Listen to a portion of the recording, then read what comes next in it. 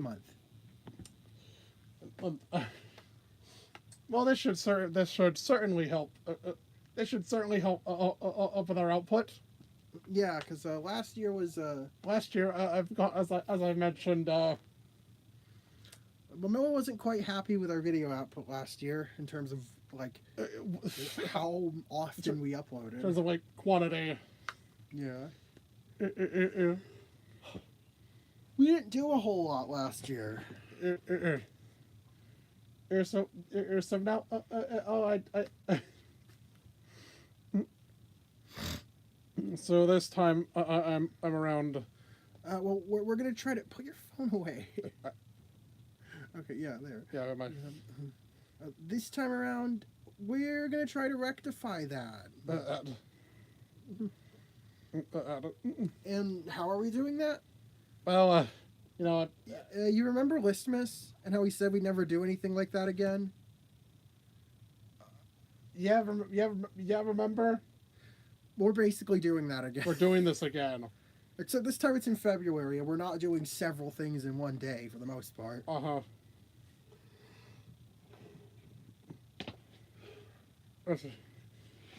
Maybe this will turn out better. I hope so. And not all of these are lists per se. Yeah, it's not entirely list Our based. the working title for this was listuary. And we couldn't think of a more clever title, so we just went with Pokémonth. Uh huh. It's the Pokemon month. Uh huh. That is February. So, well, I spent the last month getting this together. And, we're not going to spoil the entire schedule, but I will say, well, there are two types of videos you can hope to see a lot of throughout the years. Throughout this throughout the month. Throughout this month. Throughout the month.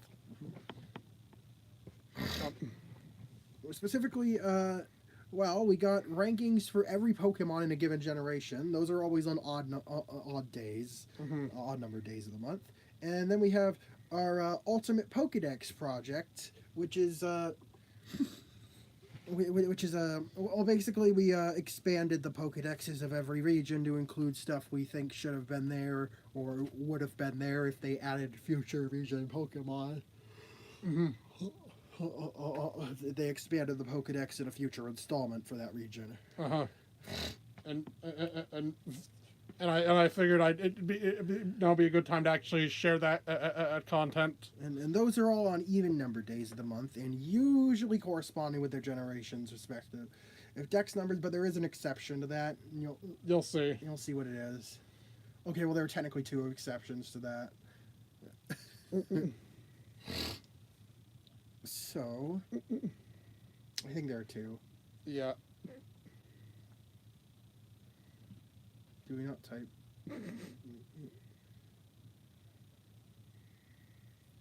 All right, just say what's that? When's our right?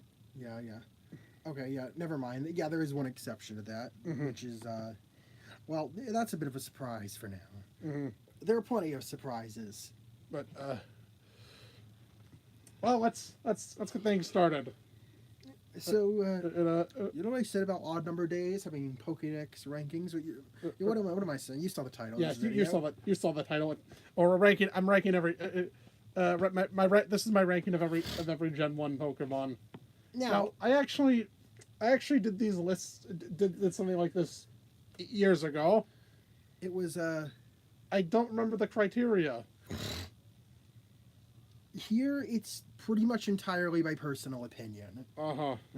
And which is sometimes affected by gameplay performance, but often it doesn't correlate. No, I don't know if we've settled on the approach here.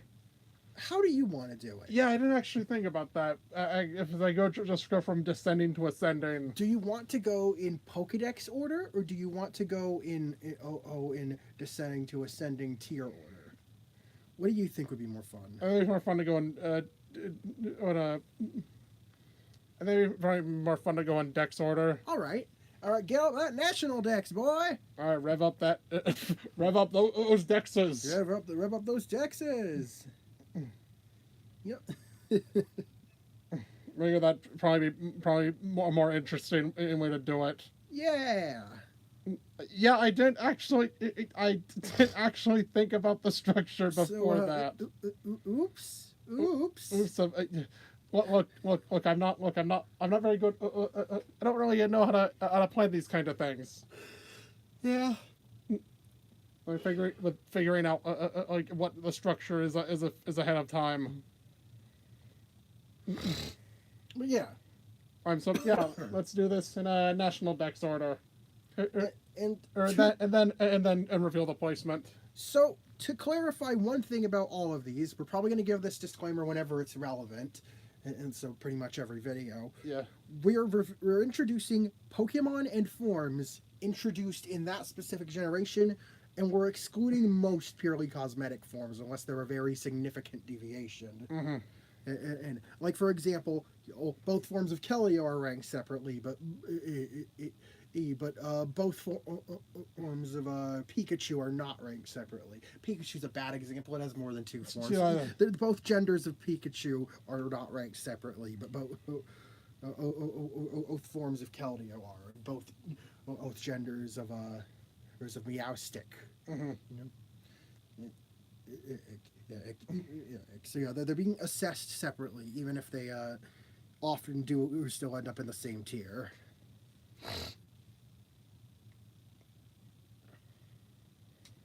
Mm-hmm. Yeah. That also means that in this case we won't be including like any.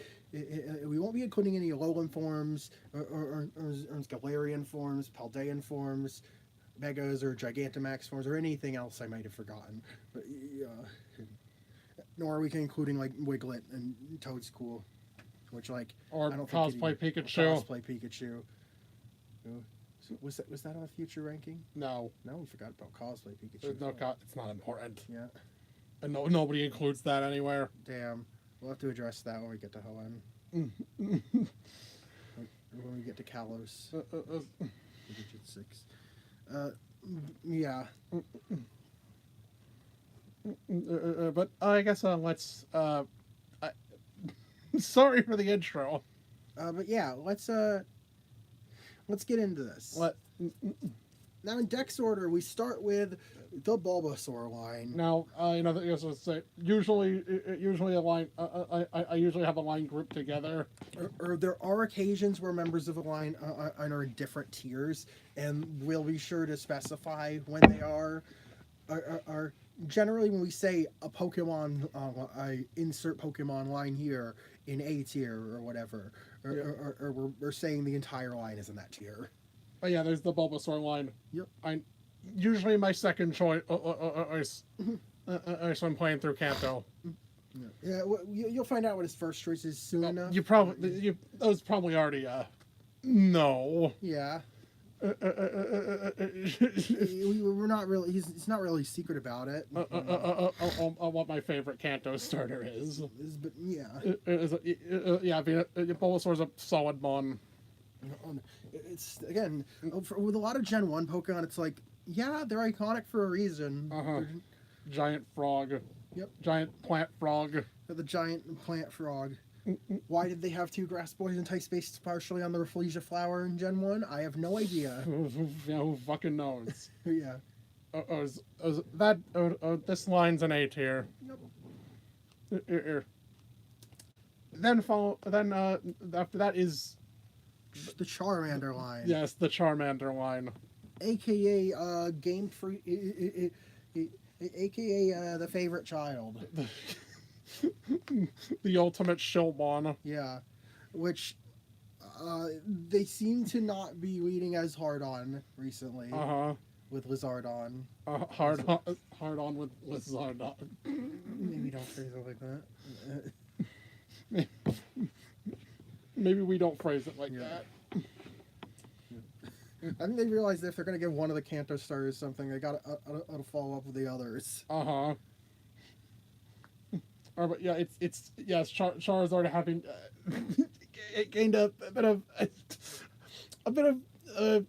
infamy over the years.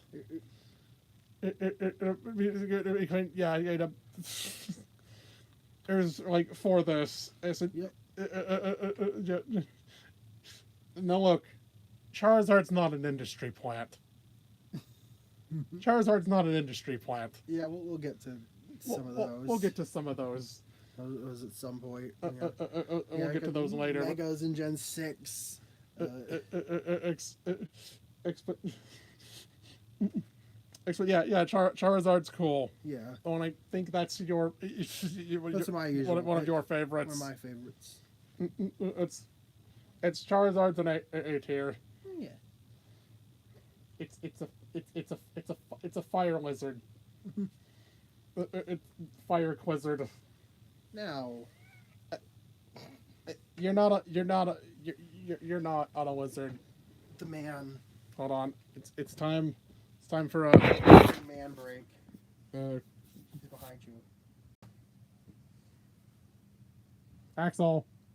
Hey, Axel. Axel.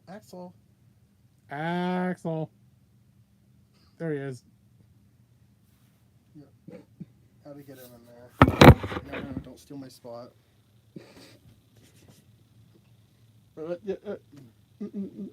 Then there's the Squirtle line. Mm-hmm. This one's the favorite for Noah. Yeah, this one's my personal favorite. It's a turtle with it's a tortoise with cannons. Simple but effective. It's, Yes. also, ignore any past relations I have had with this ad. Blast your girlfriend. Yeah. Yeah, there's some weird shit. This easy. Just I think just out of my top 10. Mm-hmm. Anna. Yeah. And one of my usernames on when I played Showdown was Red Squirtle 7. Yes. I said something things that name got banned. And let's just say Yes. Said some interesting words. Red Squirtle 7. Okay, he said "suck my dick" to someone on Pokemon Showdown, and they said my mom told me if I see a red Squirtle not to suck its dick. That's insane. I got the name banned for profanity. Yep. But yeah, either way, that aside, I'd have always gravitated towards the Squirtle line. Squirtle. Or the Squirrel Turtle. Yes. Very much squirrel. It's a squirrel. Also, it shouldn't surprise be a surprise at all. All this line's an S tier. Yay!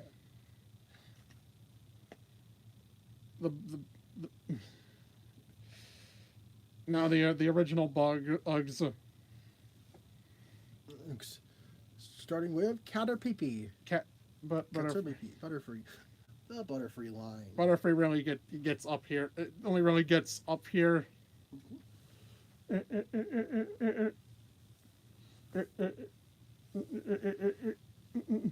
Air Force only gets up to this spot for its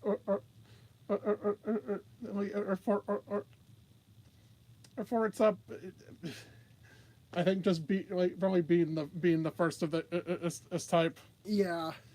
It was the first bug fly type, the first butterfly Pokemon. On a player's introduction to evolution.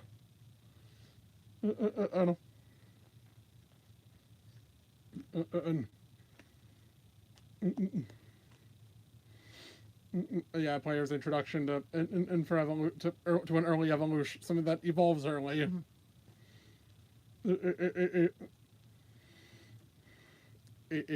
I sure hope they don't use. I sure hope this archetype doesn't get Doesn't get run to the ground. But uh, uh, that being said, yeah, and Butterfree's a B. yeah, it's a solid first example. Also, compound lens. Compound lens, yeah. Lens with Hurricane. Compound lens Hurricane. And is really funny. Mm-hmm. He fully accurate Hurricane and without needing rain, baby. And then there's Beedrill. No, the other bug. It's a giant fuck. It's a goddamn. It's not. Despite the name, it's not a bee. It's a hornet. Yeah, it's a fucking hornet. It's A 3-foot hornet. It's a 3-foot tall hornet with drills for arms. This thing would be horrifying if it. This would be scary as shit if it was real. Yeah. It's also insanely aggressive. Yeah, very territorial Pokemon. Yeah. And also, and is the first of another somewhat an oversaturated bug dual type. A bug poison. Boy. This one is Look, I've had Beedrill solo a lot of shit. yeah. We ought to give Beedrill its credit as the first. It was the only bug poison in one of two. One of two. There was Venomoth. Yeah. It was well, its stats were more appropriate with its type. Uh-huh. Even if both of them had shitty movesets. Uh-huh. It's the holder of a Tornado. Yeah. It's really good move, apparently. It's one of the 3 bug attacks in the game. Yeah. It's one of the 3 bug attacks in the game.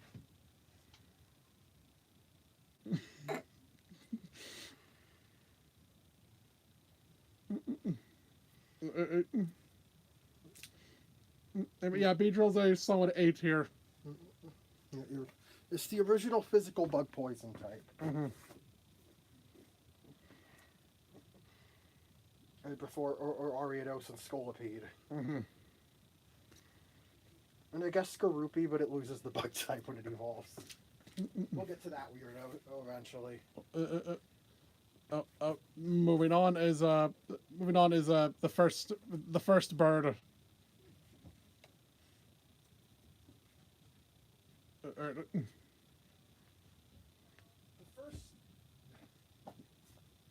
Yeah, the first regional bird. Yep, the first bird Pokemon. Not to be confused with Archeops, the first bird Pokemon. Yeah. I think that's its classification. Yes.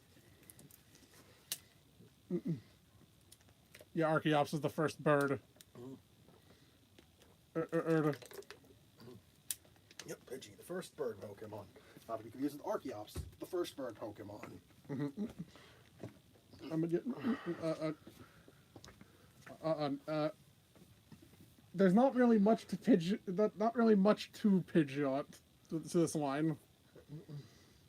I know. It is. It's a bird. It's got cool hair. Yeah. But it's kind of just a bird. Yeah, it's kind of like yeah.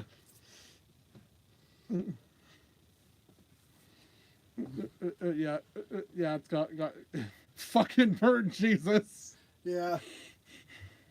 But if it weren't for Twitch Plays Pokemon, Pidgeot would probably be in C tier, but it's getting at least a B tier here. Which means exactly B tier. There you are, you little rat. Yes. It's the Rattata. Ratata. Rattata.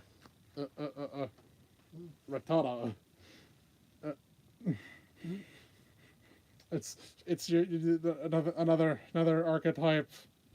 Another refers to these archetypes. The early mammal. Mammal. They're not all rodents. They are mammals. The very second one isn't a rodent. Mm-hmm. Yes, Nor the third. Literally in the first 4 generations, only half of them are rodents. Mm-hmm. But let's ignore that. Yeah, of course. But yeah, it's certainly it's a rat. It's a rat It's a- Pokemon. It's a giant rat. It's a giant rat. I don't know who it's making rules for. I don't think this thing has any authority. Mm-hmm. Bro thinks he's a low one. Mm-hmm. Yeah, the Rattata's the first C tier. It just kind of doesn't have a lot going on. Mm-hmm. Ignoring old creepypastas. Uh-huh.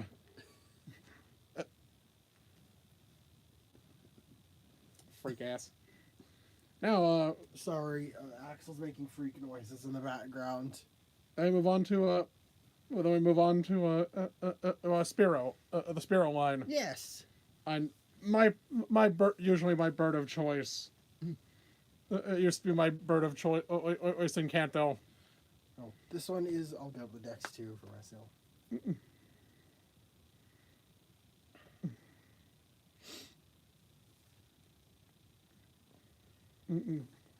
So, Yeah, yeah, yeah, it's a mean ass bird. Mhm. Or the comically long beak. This thing's proportions are a lot more cartoony than Pidgeot's. Uh-huh. It feels like a more exaggerated Pokemon, and therefore one that sticks out more. I remember Spearow was original rounded design. Yes. Or rounded appearance. Forgot about that, yeah. Then since Spearow's like one of the oldest designs. Yeah,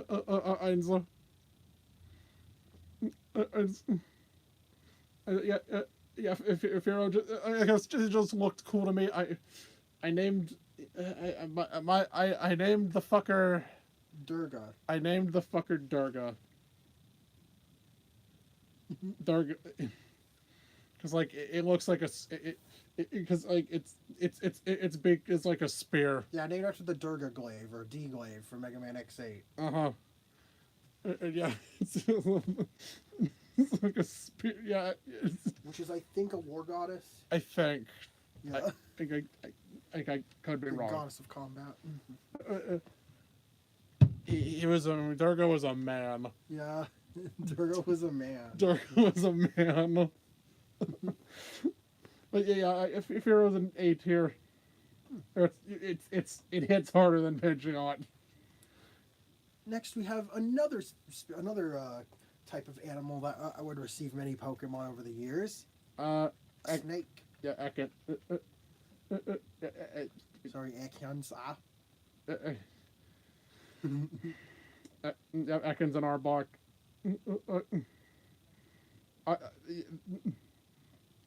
These guys probably get up here because of or probably thanks to the anime.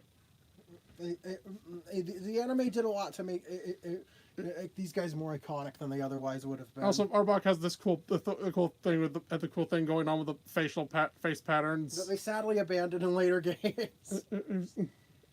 Because brand synergy, you gotta have a consistent design. Mm-hmm. Nicely kept. I wish they kept up the face variant thing. Mm-hmm.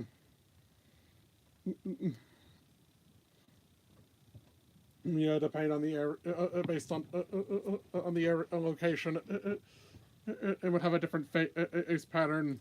If we have the technology for that,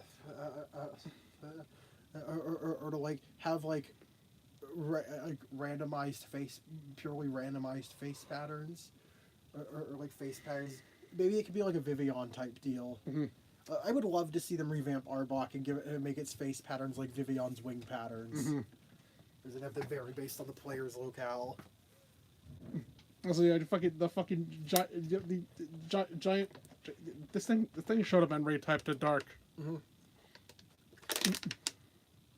Then Gen 1 would have any dark types.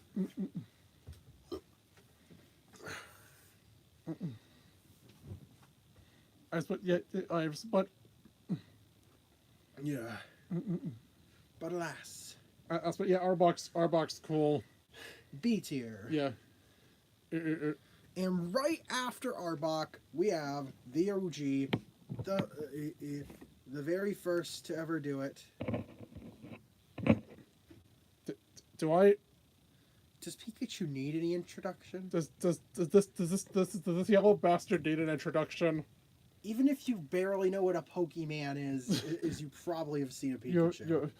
Like, there's like a 99. If you're watching this video, there's like a 0% chance you've never seen a Pikachu in your life.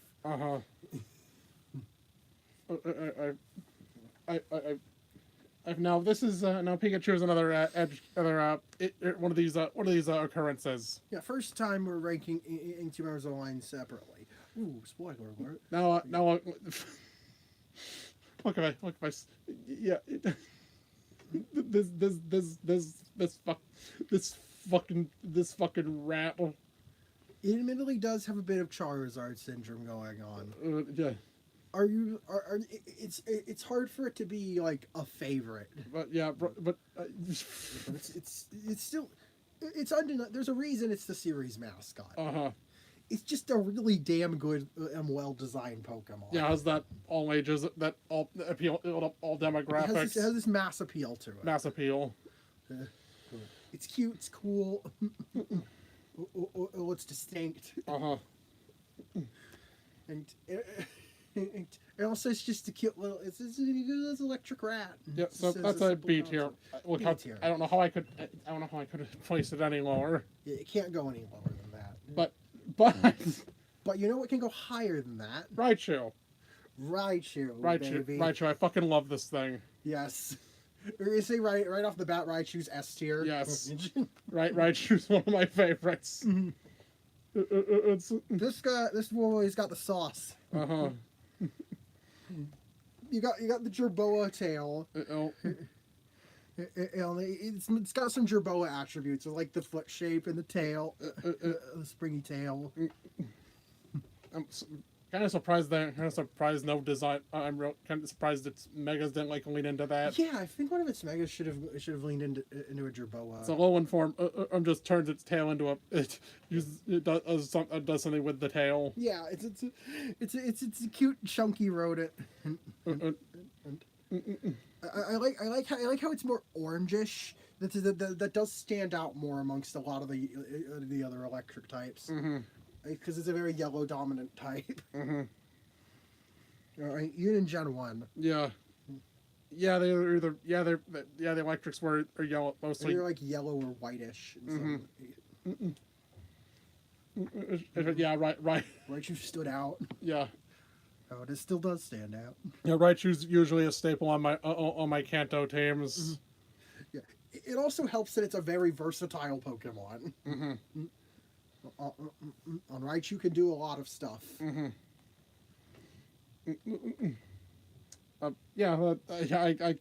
I could go on. I could go on about Raichu. Yeah, it's a very charming Pokemon.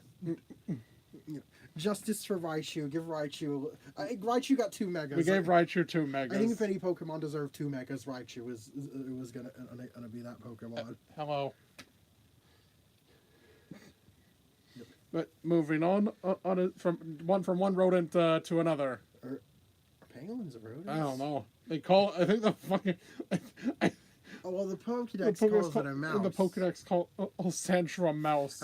Most people think it's a porcupine or a hedgehog or an armadillo. Or even a shrew, based on the name. It's a pangolin. None of these things are correct. That's so funny to me. Yeah, it is also the mouse Pokemon. Name says it's a shrew. Dex says it's a mouse. Most people assume armadillo or porcupine or hedgehog. It's a pangolin. Sandshrews scales are like, it's like when the pangolin scales aren't up and the Sandslashes are out. Yeah, it's a very, very solid design. It's a simple but very effective design. It's cool. Like it's like, well, it's the coolest of the cooler of Gen 1's mono ground types. Well, we'll get to the other. We'll get to the others. Oh. Not that the others are bad by any means. Yeah. It's my personal favorite of the three. Yeah, Sandslash. I think I've grown on Sandslash has grown on me over the years. Yeah, it helps that it has a Piccoloan form, but but obviously that wasn't exactly factored in for making its Cantonian form. Yeah, it just sort of grown on me. It's just a cool Pokemon. Also, Sandrush. Yeah, it's a very very nice, very nice shape language. Very versatile. It's got a lot of those like clawed bipedal but feral Pokemon have have really diverse move pools too. Mm-hmm. Like take Zangoose for example. Well, Sandslash is also in that camp, at least nowadays. Now next it's up. Yeah, Sandslash is an A tier.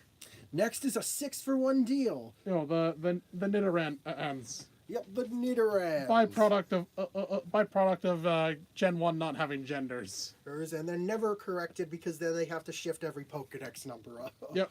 Up by one. Because if they were introduced nowadays, this would be a situation like Meowstic or Indeedee. Mm-hmm. Your Oinkologne. Yeah. I always forget Oinkologne. Yeah.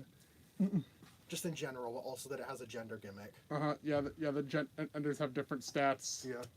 But yeah, it'd be an Indeedee or Oinkologne situation, except also with the branching evolutionary path. Mm-hmm. Yeah, they just stick out. Mm-hmm. They're very fascinating. They're like rhinos. They think rabbit traits too. Yeah, they're rhinos with they're a cross between rhinos and rabbits, and they also get like some kaiju like dinosaur or his traits. Nidoking is directly based on Baragon. Yes. Which is kaiju. Yes. Yeah. Yep. And Nidoqueen is also Nidoking. I like the contrast in shape language between these two. Ooh, yeah. That's cute. Yeah, Nidoking's very up and point. Nidoking's got a lot of very jagged, sharp edges, while Nidoqueen is much smoother. Also, so it's one thing I will dock some points for is man, they really had to emphasize this was the female version. Why did they give Nidoqueen boobs? Also, it's that bottom part is supposed to be like underwear. I mean, that's not as egregious. Underwear. I'd say that's not as egregious as the boob. Some stadium animations. They jiggle. It has jiggle physics. Why does Nidoqueen have jiggle physics? That's insane. But yeah, these two are pretty interchangeable. Oh, they're both very cool Pokemon. They have pretty much identical learn sets, as in their stats aren't super or drastically different. Now all they need to do is introduce an intersex Nido. Yes. No, Nidoqueen's actual worst crime is having a green shiny. Yes.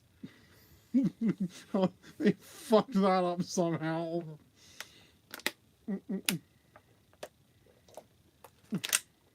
Nidoran female, Nidorina. Purple. Nidoran male, Nidorino, and Nidoqueen. Nidoking.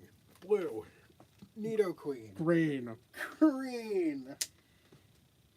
You were so close. But yeah. These two are in A tier. Mm-hmm. It's also just absolute monsters. Mm-hmm. Absolutely monstrous coverage. These guys are very fun. Mm-hmm.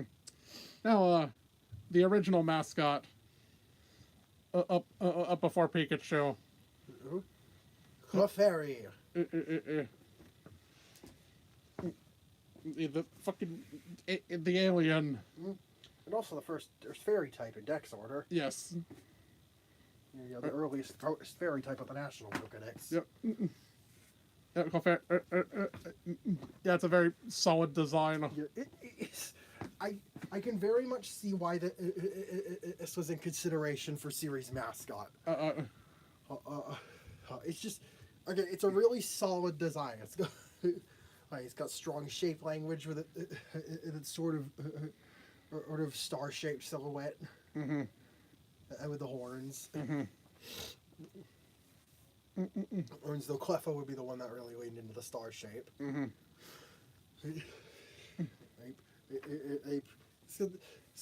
It's got like the thing where it's like it's not very clearly based on any one specific creature, so it's sort of like a generic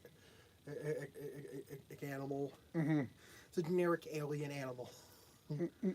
It's got tail, horns, a little bit of hair and wings. Uh-huh. And it's got a lot of very whimsical, charming traits. It's It's like you could see like the Clefairy dance. mm-hmm. As a Mount Moon. Mm-hmm. Both seen in both the anime and in the Johto games. Mm-hmm. Yeah. Yeah, Clefable's also just really useful. Yes, Clefable has two really good abilities in Magic Guard and Unaware. Hera has a boatload of coverage. Thanks to being a Gen 1 normal type. Yes. Before it got the fairy type. Yes, thanks to that that little thing. Yeah, a lot of normal types in Gen 1, for those who aren't in the know, got like really crazy ass learn sets. Because normal was like the fucking normal was just the basic type. So the all-rounder type that weren't meant to be particularly incredible at anything, but could do a little bit of everything. So jack of all trades, master of none. Oftentimes better than a master of one. Yes. Yeah. Yeah, Clefable's fucking awesome. Clefable also happens to be a master, or just being a really tanky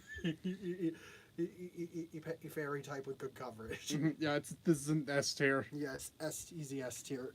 Here, we can both agree on this. Clefable is awesome. Uh-huh. I literally used one of my Zeta A playthrough. Yeah. Lyra's the goat. Uh-huh.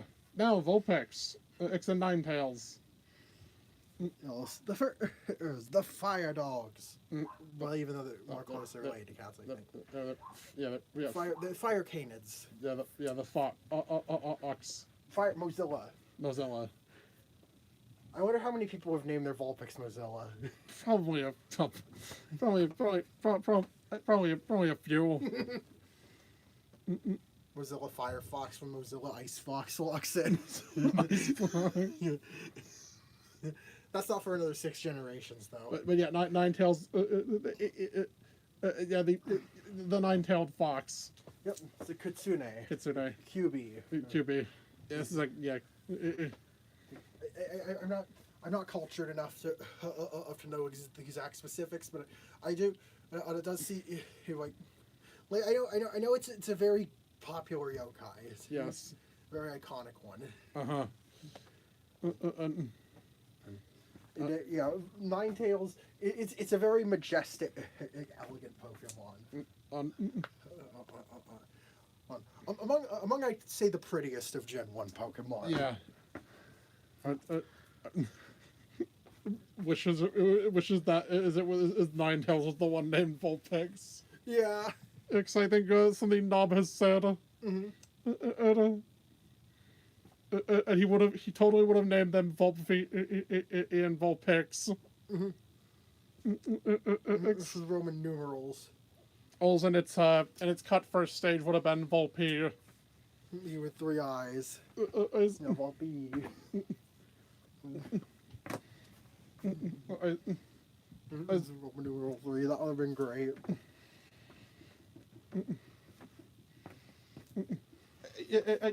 I guess it was. I guess I never really paid much mind give much thought to these guys when I was younger. But they're a sleeper hit from Gen 1. Also, one thing I will give compliments to about the names they did go with is that instead of just literally saying it has 9 tails, it's Tales. Yeah. Like tales, because there are tons of myths and legends and stories about these things. Yeah. Because I like that it ties back into their folklore or inspirations. Yeah. So next up is Next up, after, S tier design. Yep. Jigglypuff. Yeah, after that short detour, we get into the second fairy type line. I'm with the Jigglypuff line. Yeah. I always think of these guys as like just a lesser Clefairy. Yeah, they're just. If it weren't for the anime, I think. I think it would be a wider sentiment if it weren't for the anime. And Smash. Yeah, definitely. Smash hard carrying this thing's legacy. Mm-hmm. Yeah. Because if it weren't for those things, I feel like this line would have been relatively forgotten compared to most other. Look, there was almost a timeline where we had Clefairy in Smash. Yeah, genuinely, I would have loved that. But yeah, Jigglypuff is iconic in its own way. Even also, they're fucking. Their names are fucking pudding and custard. That's adorable. What's Igglybuff? Good question, actually. What's Igglybuff's Japanese name? Yeah. Yeah, pudding and custard.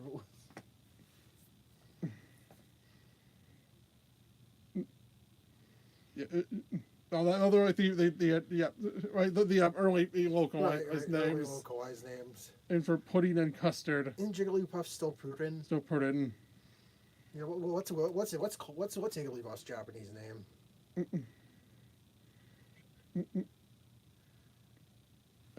Poop pudding. Poop pudding.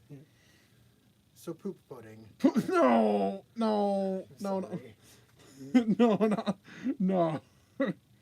I'm so very sorry. But yeah, wait, have this like fucking.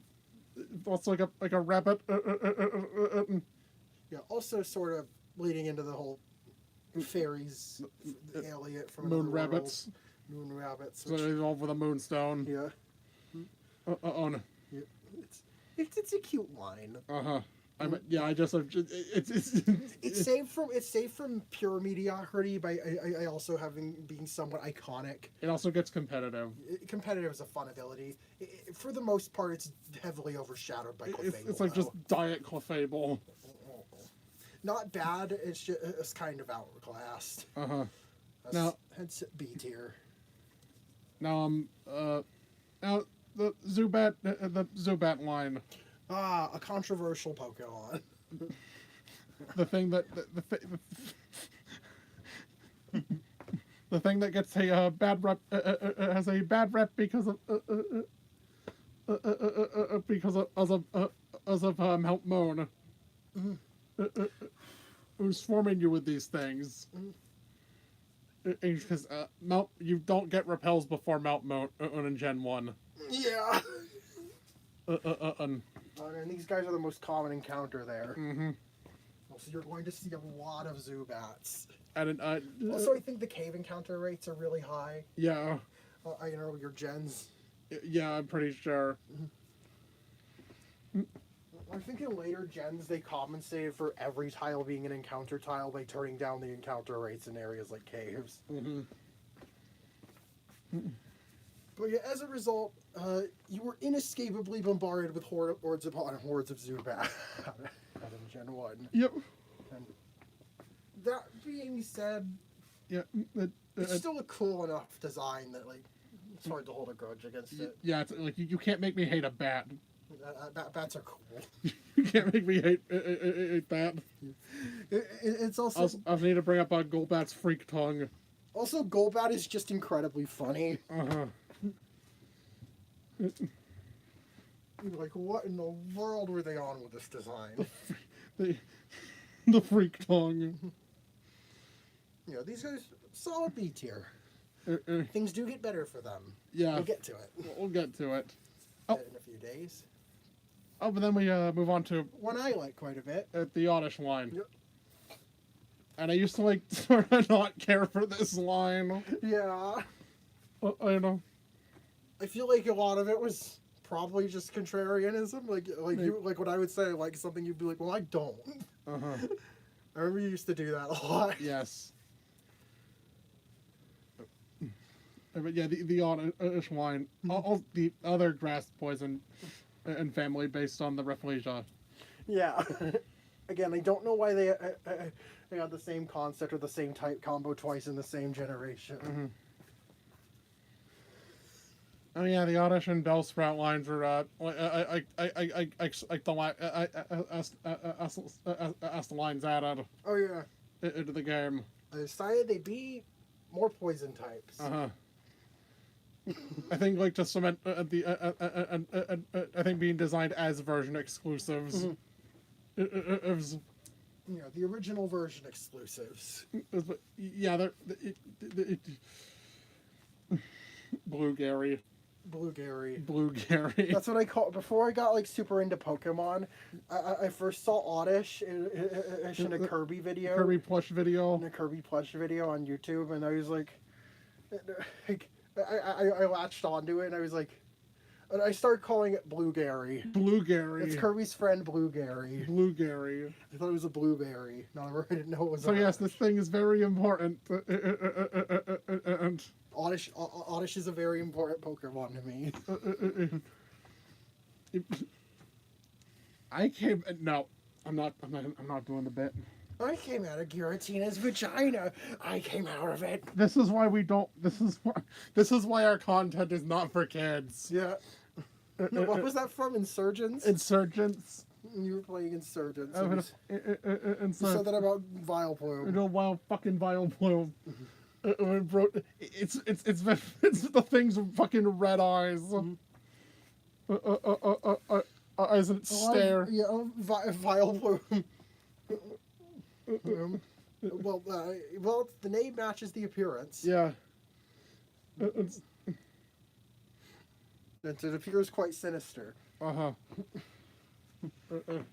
It's a B tier. It is. It's a cool Pokemon.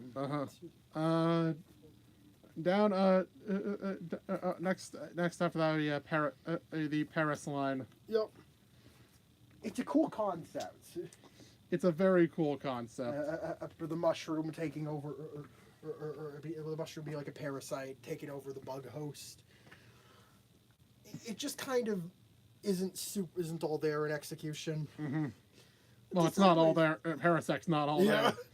I mean, it's fine. The design's fine. And I feel like, yeah. This thing just loses a lot of points for performance. For its performance. This thing is dire. Genuinely one of the worst Kanto Pokemon in terms of actual performance. And it is. Yeah, getting Spore doesn't help when you're slow as balls. Well, you're slow as balls and have 2 quad weaknesses. 3 in Gen 1. Because of poison and bugs interaction. Because of poison and bug being mutually weak to each other. Yeah. In Gen 1, Parasect was quad weak to flying, fire, and poison.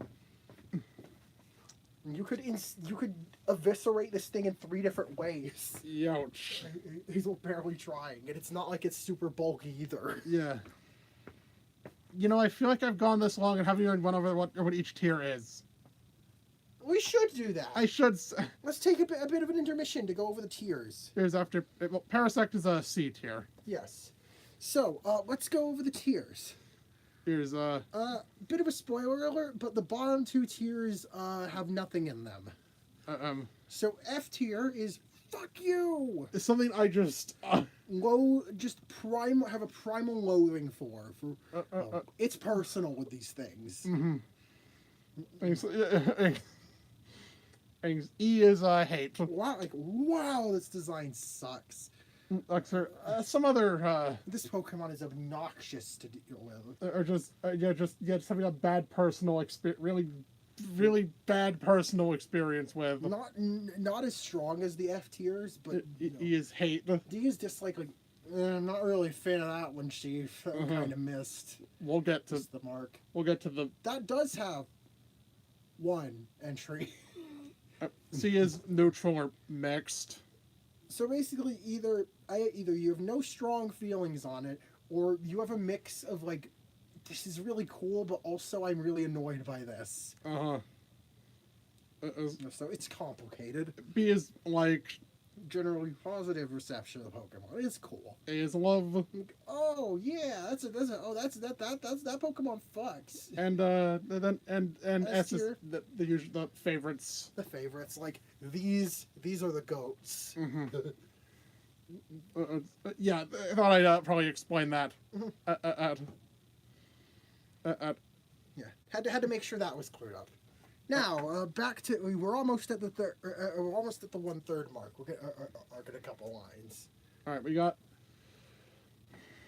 And so we have of the Venonat line, Yes, and it's a moth. the other bug poison that from Gen 1.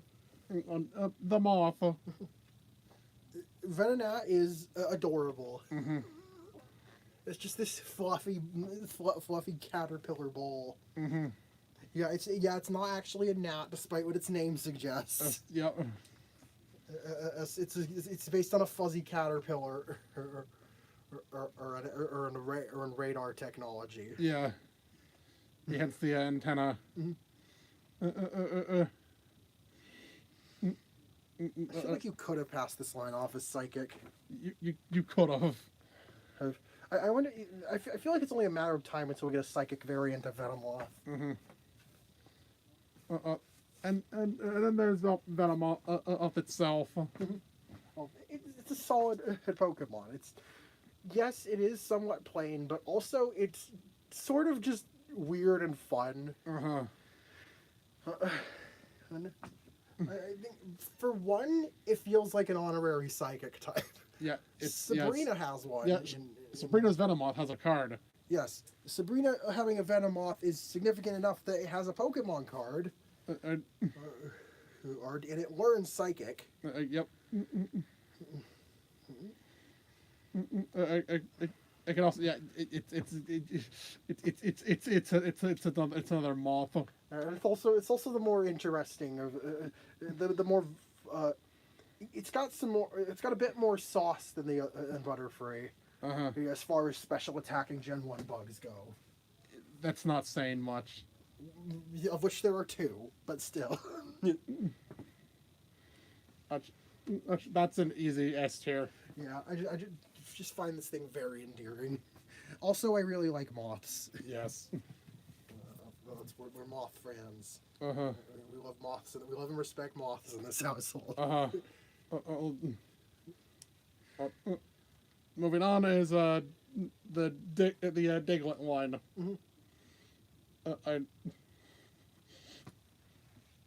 AKA the free win button. AKA the free. What's the name of the third badge? It was Thunder badge. Yeah, Thunder, the free Thunder badge. AKA the free Thunder badge button. And you either catch a Diglett, or get that roll for Doug Trio and hope and pray it stays in your Great Ball. Or you maybe like have something to weaken it or put or status it. Put it to sleep. Yeah, put it to sleep. Like, yeah, you. Because that's the only status condition that works. Works properly. Yes. All right. Others don't modify catch rate in Gen 1. That's really funny. And also, the more health something has, the more likely it is to work. Really? Yes. That's how how it works in Gen 1. Weakening a Pokemon makes them harder to catch? Yes. I forgot about that. And your highest roll was to just put somebody to sleep. Just put it to sleep without damaging it, and then catch it. Yeah, I think I remember that when catching the birds. It's hilarious. It's easier to catch them at full health, while asleep. Damn. Gen 1 moment. Yep, indeed. Certified Gen 1 moment. But yeah, we pretty much just talked about how you can steamroll Lieutenant Surge with this thing, but yeah, it's a cool idea. Supposedly, the first Pokemon ever conceived chronologically, even before Pokemon was even a concept. I think it was I think you mentioned. Chain in drawing, making drawing of that Drawings of a simple semi-spherical creature, or with a nose, two beady eyes and a nose. Yeah, that's what from the director comment on Sun and Moon. And if you bring them a Diglett you sent over. That's not. Yes, there was something they used to draw like as a kid. Like they doodle it on doodle this little creature on napkins. Which is that's endearing. I like that. Yeah. Molson. And it also explains why it's such a simplistic design. And yeah, Doug Trio is Doug Trio also just the the gall to have a Pokemon's evolution just be there are more of them now. And also I guess the enduring mystery about it having feet. Yes. I mean, look, they are moles. They learn moves like they learn cutting, bunch of like slashing moves, moves involving their claw. It's probably not that hard to imagine that, and they got feet under there. Yeah. Also, Pokemon Mystery Dungeon. Yes. And the dirt's just like part of their body. Yeah, Pokemon Mystery Dungeon, and a Diglett says, it feels like my feet were walking on air. Yeah. Everyone was like, feet? He has them? Yeah. Yeah, the trio's an 8 here. Yes. It's a simple... This sort of design wouldn't fly nowadays. It's also like pretty solid for most of for most of the game. It also benefits from Gen 1's critical hit mechanics of being speed based. Usually my answer to it or to Sabrina. Yep. Or you just spam slash. I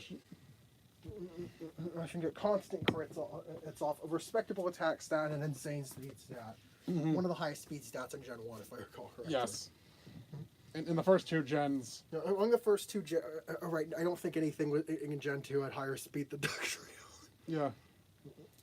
Yeah, one of the fastest in the first 2 gens. Yeah. And now, moving on is another pretty iconic Pokemon. Meowth. Yeah. Elf and Persian. The first cats. These two definitely are elevated by this line's definitely elevated by the anime. Team Rocket's Meowth is great. He's just iconic. As in Persian, in spite of its name, is not actually a Persian cat. Yep. And it's closer to a Siamese cat. You're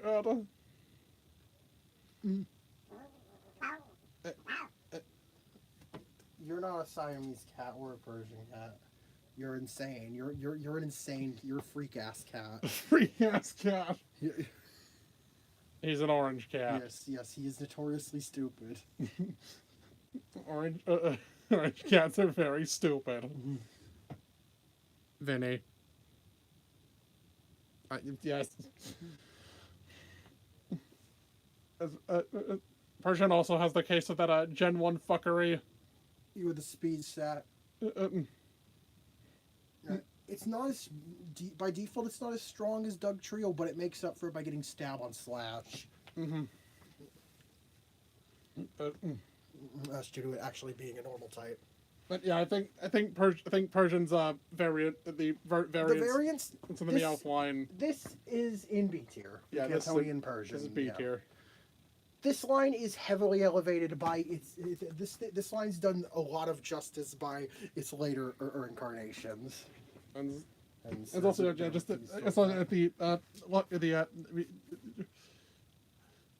also just being a lucky cat. Meowth being a lucky cat. Too. Yeah. And also the whole thing about Pikachu and Meowth's dex numbers being inversions of each other. Yeah, Pikachu's number 25, Meowth's number 52. probably completely No, unintentional. but it's a fun coincidence. And Now for another iconic Gen 1 Pokemon. Psyduck. Psyduck. And yet another Pokemon heavily elevated by the anime. Also, I think Masuda's favorite. Mhm. We almost had Let's Go Pikachu and Psyduck. Mhm. But oops, maybe having two yellow mascots. I mean, two yellow on his mascots is not a good idea. Like, legit, I think that was the Yeah, main yeah, reason because they decided against Psyduck. Mm-hmm. I wonder if they did consider having Clefairy as the other mascot. Yeah. They probably decided on Eevee because it's more iconic. But yeah, Psyduck, the motherfucker with a migraine. Mm-hmm. Constant headaches. I feel you, Psyduck. And Golduck being also having Golduck having it being based more on a Kappa. Mm-hmm. Professional ass eater. Yes. Based on a professional ass eater. I mean, Kappa. Kappa. Yeah, it's Golduck. If you know, you know. The thing that's not psychic. Mhm. The psychic duck that's not psychic. Well, come on, I get that you already had two water psychic types. If anything, this has more of a claim to being psychic type than Starmie does. Or Slowbro. Literally, this is more psychic than either of the actual water psychic types. But yeah, Golduck's cool.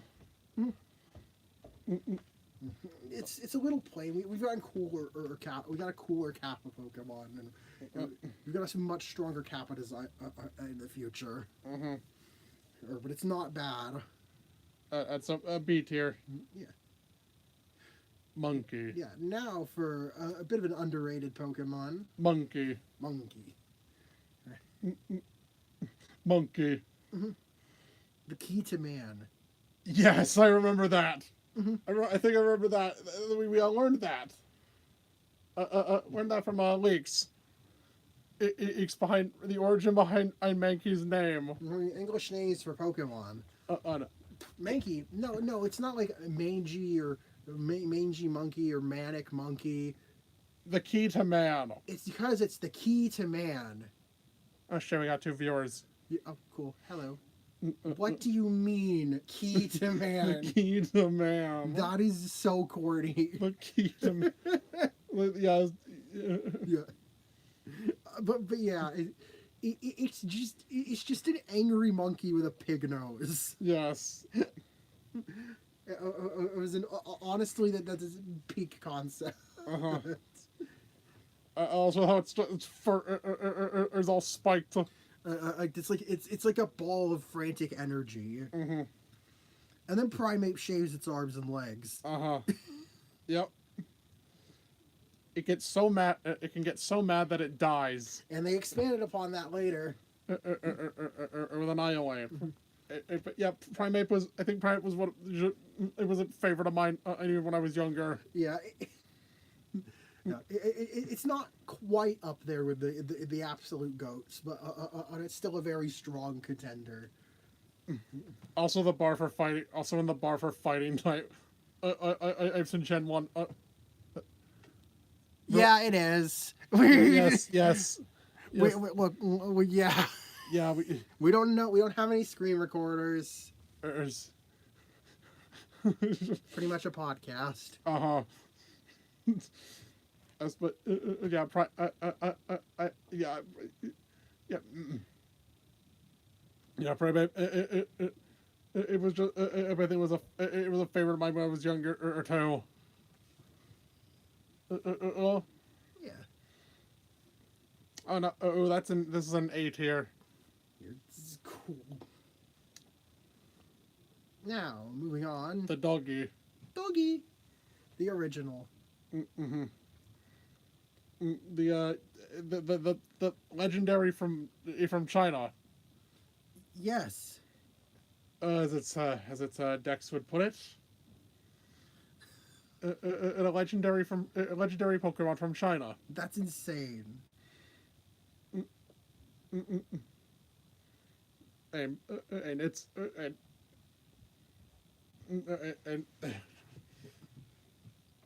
and yes, famously having the having the classification as the classification in a legendary.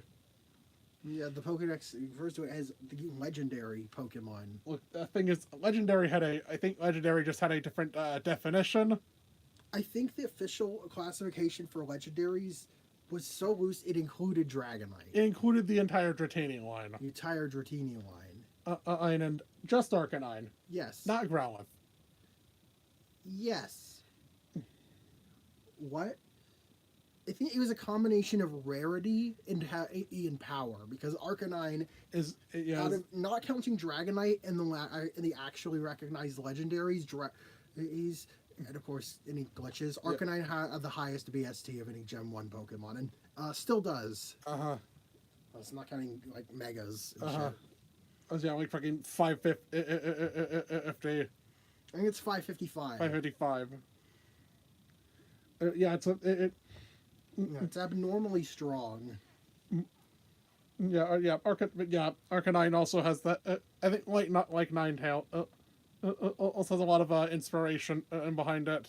Yes, this time it is a. Okay. Komine? I think it's a Komino. It's like a guardian dog lion thing. And also just has all that fur. It's fluffy. Yeah, you can get one for free and. Yeah, let's go easy. You get a free Arcanine for showing someone a bunch of Meowth. Yeah, Arcanine. Arcanine's awesome. Another A tier. Next up, the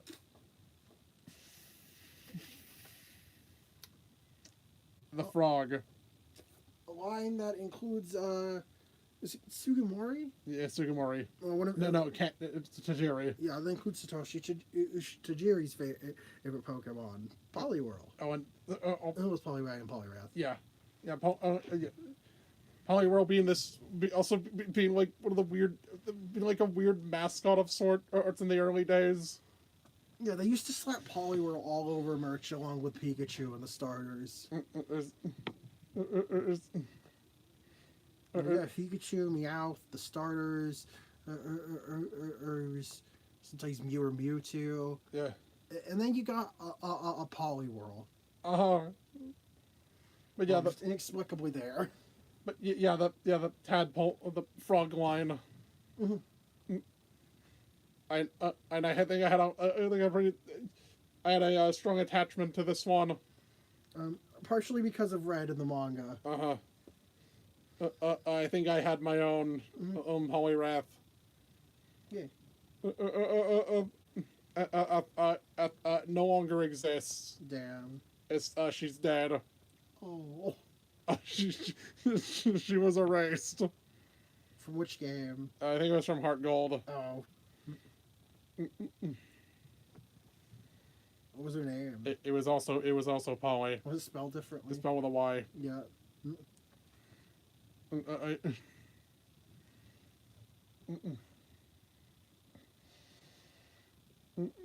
Also, give Poliwrath Jet Punch in Gen 10. That'd be funny. That'd be very. Please God, I'll do that. That would be so fucking funny.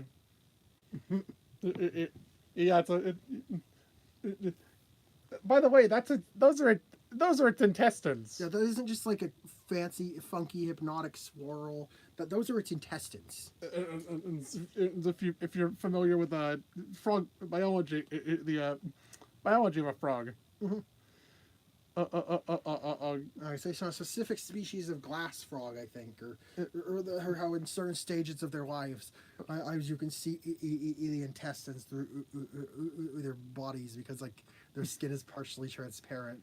And like I said, the bar for Gen 1 fighting types is in hell. Yeah. The bar for Gen 1 fighting types is in hell. Yeah, so probably around B tier. Yeah. I have a personal attachment with this one. Speaking of for Gen 1 fighting type, well no, that's not next. There's one more before that. What?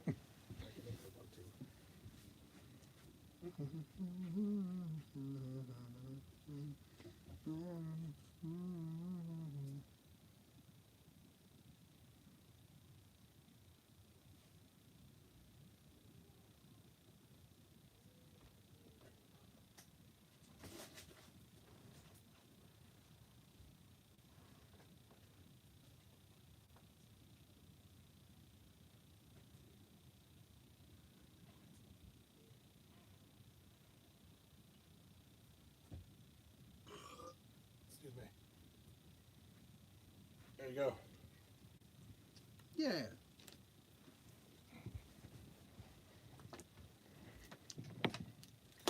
Next up is the Abra line.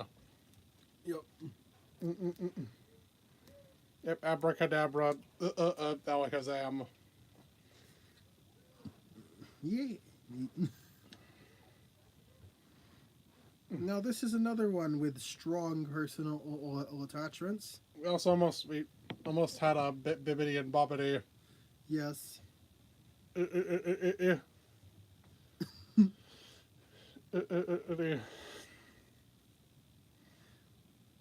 Bibbidi toilet. Yes, I know.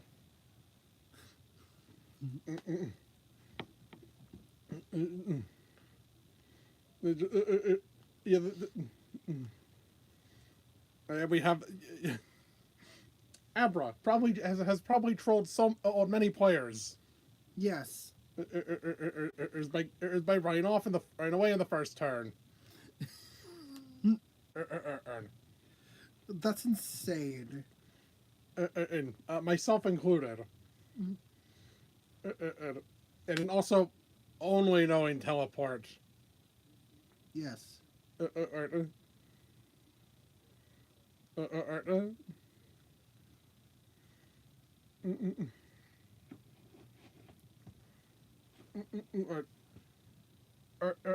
Kadabra with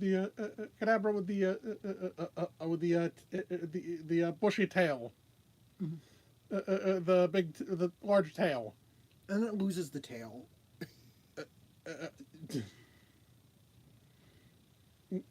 On the star on its head. Yes. And also a victim of a lawsuit. Yes. Yuri Geller. Well, it's the Japanese name of Kadabra is Jungerer. Yep, Casey Unguru. Yep. And Houdini. Now they're named after magicians. And Kadabra was banned from the TCG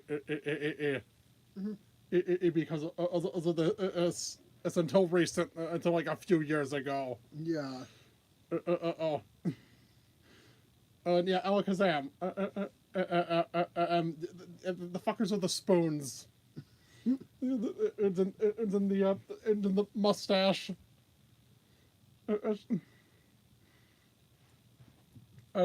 Also, Alakazam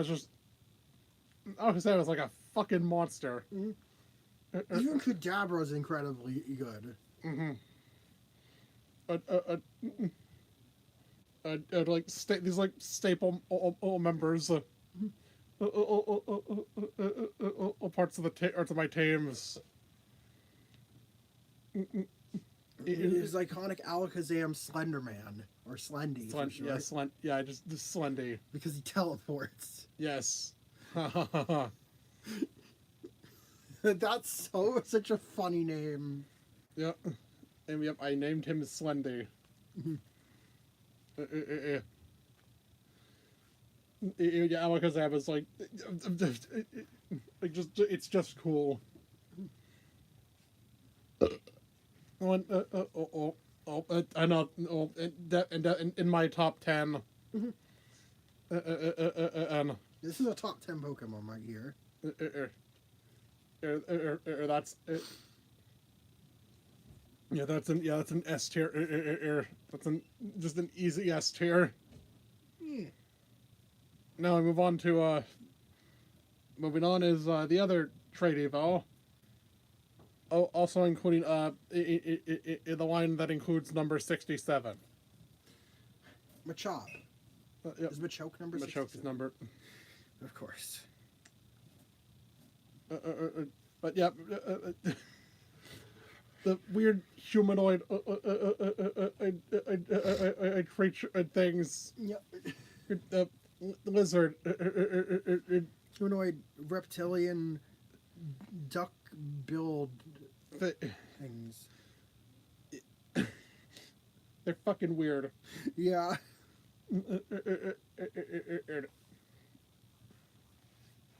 Fascinating creatures. Mm-hmm.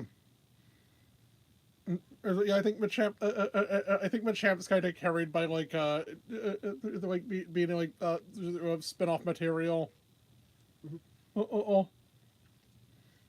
I think Yeah, Machamp and Pokken is hilarious. And it's also very fun and unite. motherfucker just throws throws an iron ball as its those two iron balls as its entrance. Bro is flexing. Uh-huh. Literally. In every sense of the word. And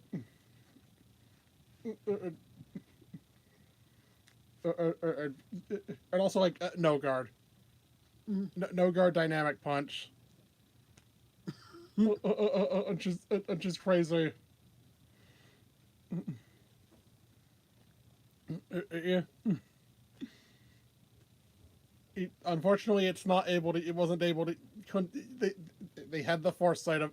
They had the foresight of knowing you could give this thing fissure. Yes. So they.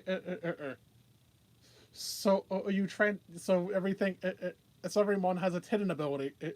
When transferred. When transferred from Gen 1.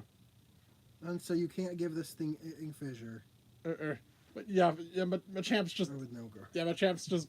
It's just really funny. Mm-hmm. Sometimes something just gets in here because it's funny. Machamp is incredibly entertaining. Mm-hmm.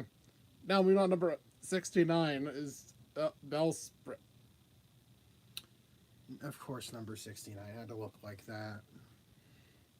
Well, The pitcher plants. it's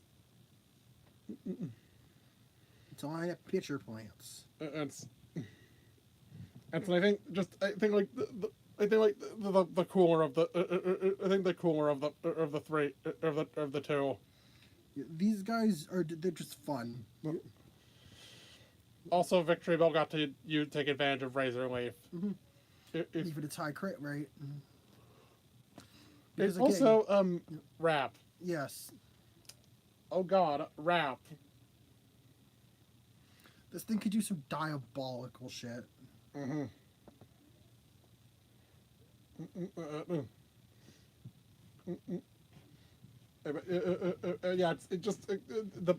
Yeah, picture. Yeah, it's just cool. Yeah.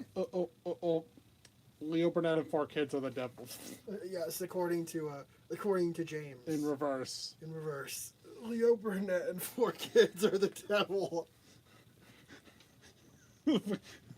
So fucking funny. But also another thing carried by the anime. Mm-hmm. Is the token James Torture Mon. Yes. This is the OG.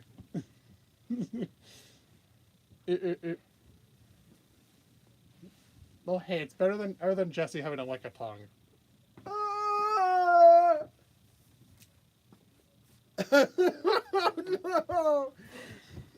We'll We'll get to you. But yeah, yeah, I think yeah, Victory Bell. Think I'd choose more consistently. It also helps that it's a more aggressive Pokemon. Mm-hmm. On on plus I get Swords Dance too. Next up, Okay, yeah, that's an A tier. Next up is the tentacle line. The original jellyfish mons. Pokemon that gets similar to Zubat, unfairly hated. Mm-hmm.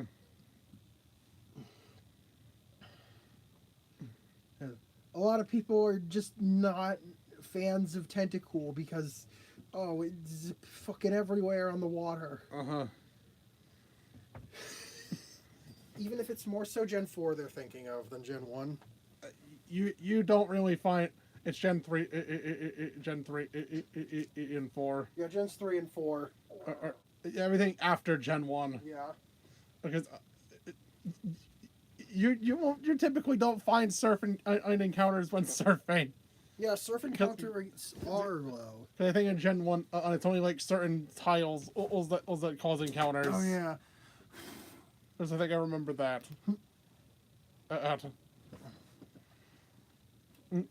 Oh, yeah, Tentacruel.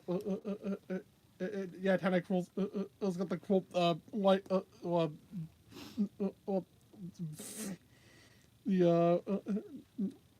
Tentacruel's dry up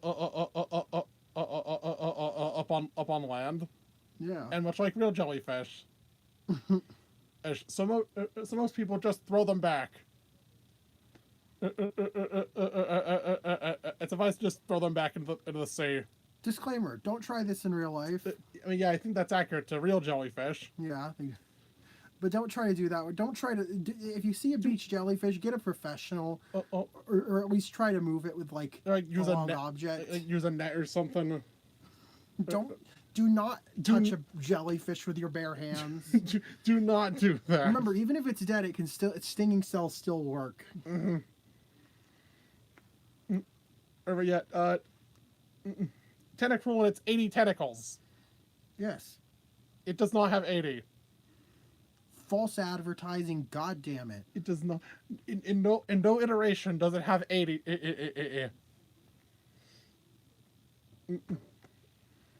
Yeah. I just like this thing. Just fun. Mm-hmm. Another A tier. Yeah. Here, moving on the Geodude line. The Boulder. The Boulder. Yep, the boulder. I don't know what it's boulder then, but it's here. And it's a rock. Yes, it's a rock. I know, riveting commentary. You have the rock with arms. Arms. The rock with 4 arms. Yes. The rock that becomes a lizard. Becomes more reptilian. Yes. And loses its 4 arms.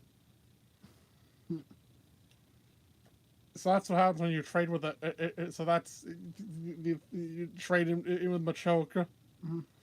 Okay. Yes. Giving you inherits its Graveler's pair of arms. Arms Golem inherits it's the reptilian quality in appearance. That's like the fan theory. Either they were probably originally intended to be something like they're at least envisioned as something like what Shelmet and Carablast would later do. Yeah. Or to more extreme in case. Yeah. Golem's a fun mon.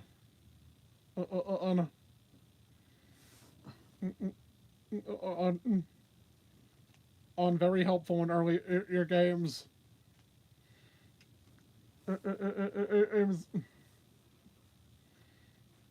Especially in Johto. In Johto and Hoenn. Yeah, in Johto and Hoenn. These guys are sleeper hits.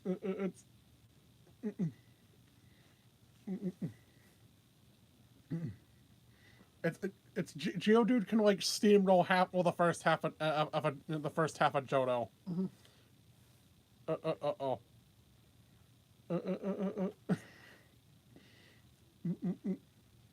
Oh. Oh, particular. Especially in Gen 2. Oh.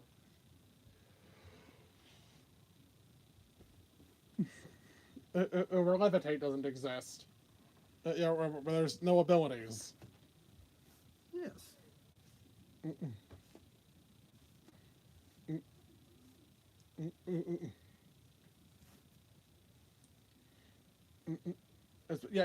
Golem's. It's just cool. And also the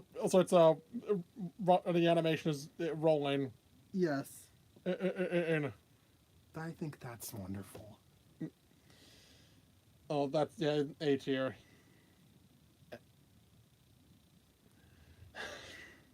Next up are the Piantas. I mean Ponyta.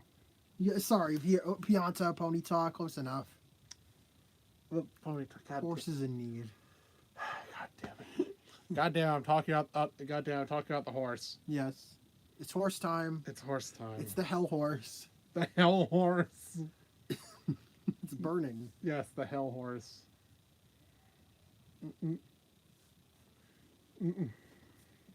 It's a horse on fire.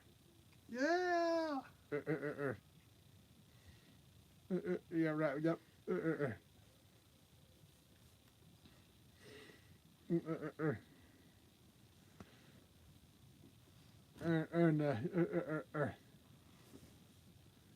And that's really all you need.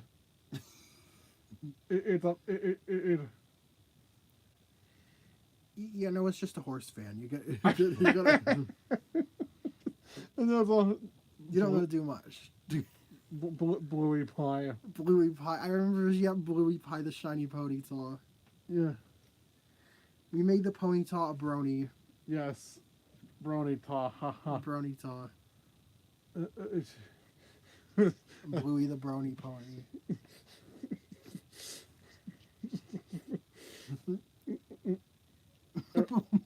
Bluey. Yeah. Yes, Bluey, Australia in kids show character. Yes. Bluey pie. Yeah, Bluey pie. She's been cooked. Oh. Copyright law.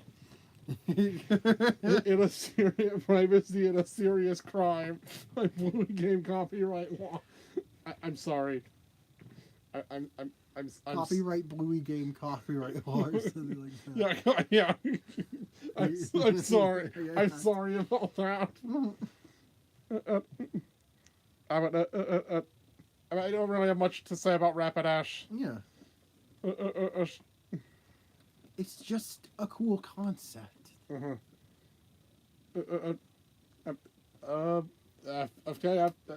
that's an A tier. Slowpoke. Yep. Post-slope. Slowpoke line. And these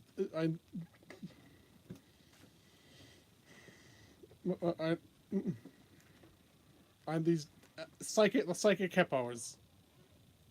Yes. Yeah, you probably wouldn't be able to tell that. You probably would be able to guess they were hippos by their design. Nope, they're supposed to be. Yep, they're hippos. Mm-hmm. The Slowbro having a thing on the shell on its back. Mm-hmm. The shelter, Mm-hmm. or as they call it. That is not a shelter. Yeah. It's something more disturbing. Say that again. Slowbro.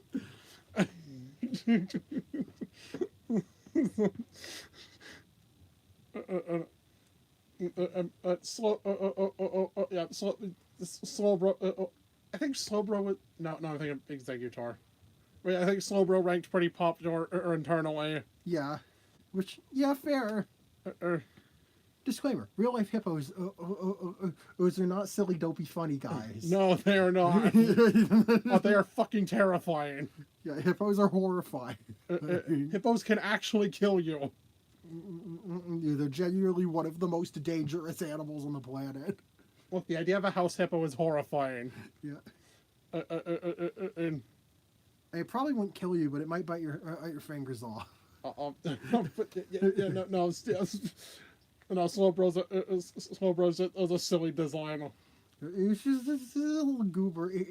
It's so slow to react that it doesn't realize it's been bitten. Yeah, it has a delayed reaction. In time, which presumably is because of its psychic abilities. It's the idea is that it's so distracted by like the secrets of the universe that flow throughout its brain that it can't that it takes forever for it to process what's actually physically going on around it. Yeah.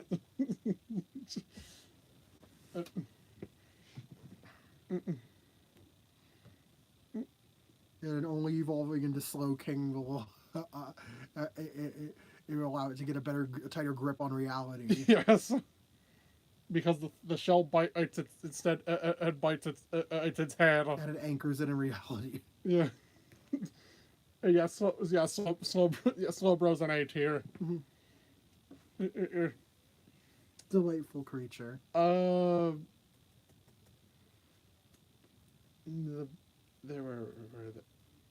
there. The Magnemite line. Yes.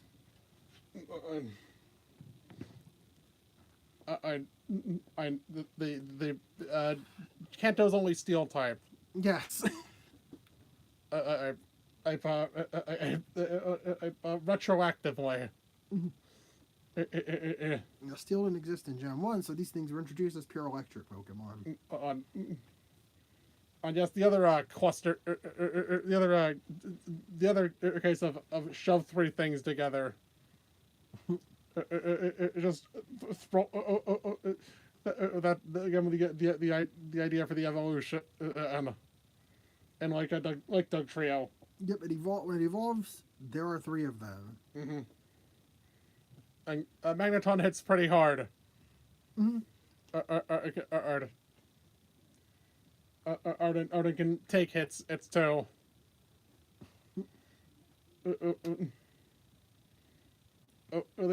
Not much. There's not much to it. It's just it's the thing about Gen 1 is a lot of the Pokemon are very simple design wise, so it's kind of hard to say stuff about them. But not bad. You're referring to that Jasmine card where she's sitting on a Magnemite. That's a card, right? I think it's a card. It's just something. There's a Jasmine render where she's sitting on a Magnemite. I'm not even sure if that was official or not. Me neither, actually. It might just be unofficial penis. What? What came out of your mouth? The unofficial penis. As opposed to the official Pokemon sanctioned penis. What would that be? Duraludon.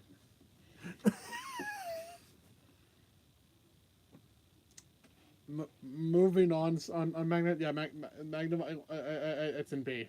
Mm-hmm. B for Venus.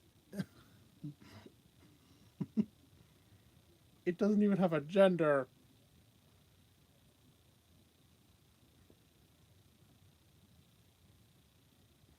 You know what? You could be agender and have a Venus.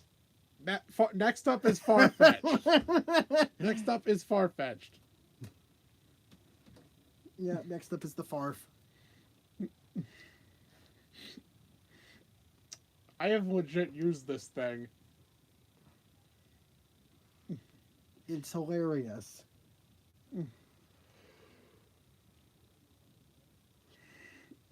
It can take advantage of Gen 1 mechanics.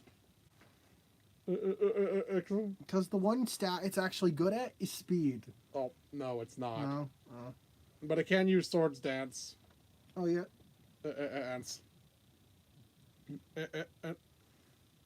Ants. Ants. Also, it gets access to Slash. Yeah. And high crit rate moves pretty much always crit. So. Yeah, and crits in Gen 1 ignore stat boosts. Crits in Gen 1 ignore your stat boosts. So if you set up 2 Swords Dances, you're actually doing less damage with a crit. Mm-hmm. Also, like, really, this thing's also pretty good for HMs. Mm-hmm. M's with, like, knowing, being able to use cut and fly. Mm-hmm.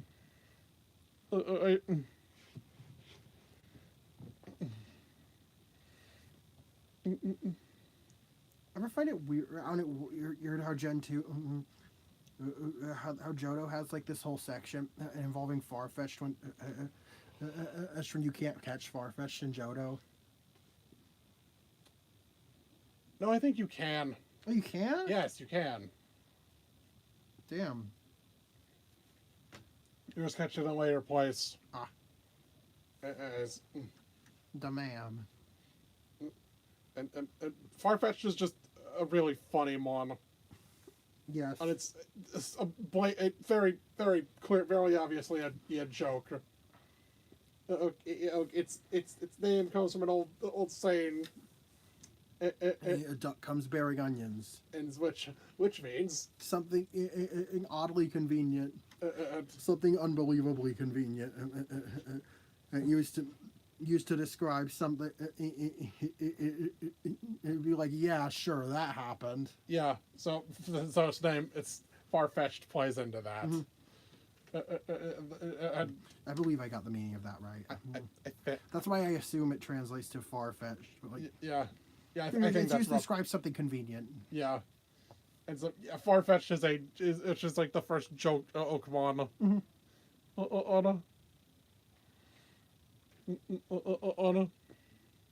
Also, yes, it's not very good on purpose. Yes. So this thing's an A tier. Easily.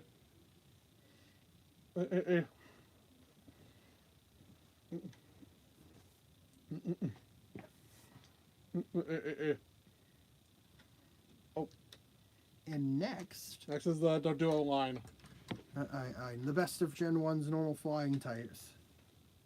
I've said hits the hardest. Yes. Also, want a few Pokemon to get Drill Peck. Yeah, it hits harder than Fearow. It's pretty much an upgraded Fearow. In a lot of aspects, and also, it's a multi-headed bird. Each of the heads has a different demeanor. Mm-hmm. This thing's just fucking rad. Mm-hmm. I'm a fan of flightless birds, even if this thing can somehow fly. Don't think about it. Mm-hmm. On Pokemon Stadium, it just spins its legs really fast. Yeah. It runs so fast that it gets the lift off. Indeed.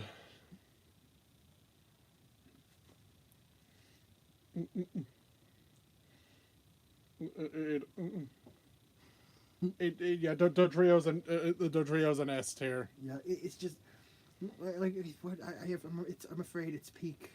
Yeah. What do you want me to say about the Seal and Dugong? These are like the most uninteresting Pokemon. Yeah, they are exactly what you think they are. Mm-hmm. These are exactly what you think. It's what's on the tin. Yep, their names are literally just their species, but spelled differently. And they don't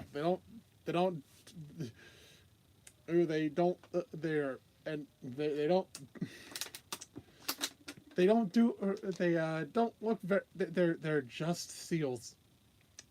They're design wise, they're not very inspired either. They're just boring. You can also with so many other water types. So many other more interesting water types. Oh no, water ice. Yeah. Uh, uh, Water ice types. Just spilled my water.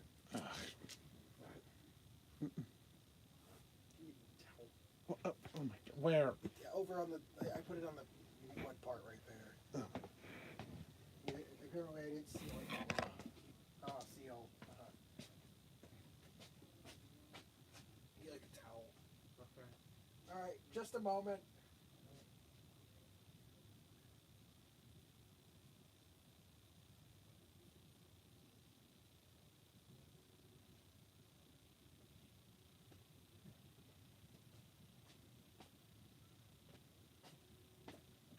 Okay.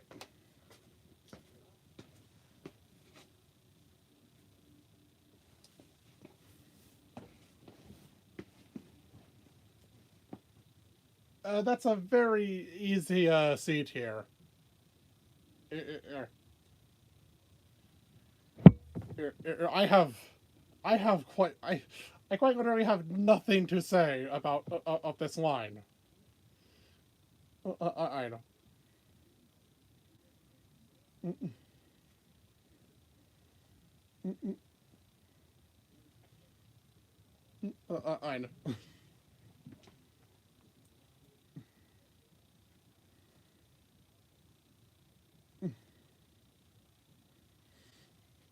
I know. Moving on. Mm-mm, mm-mm, mm-mm, mm-mm,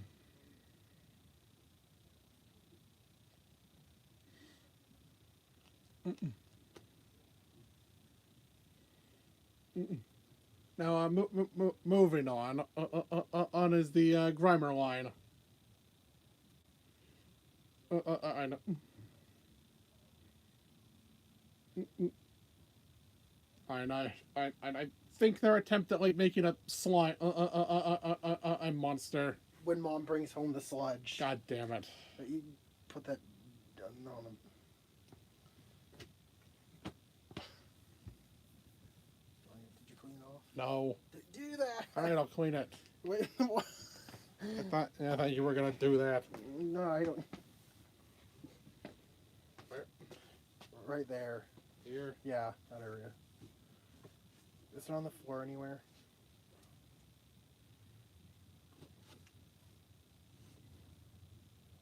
No. Oh, okay. There we go. So, yeah, Grammagarabus. Yeah.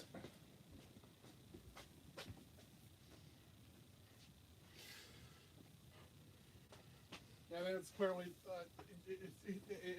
Clearly them trying to make like that slime. Their own take on a slime.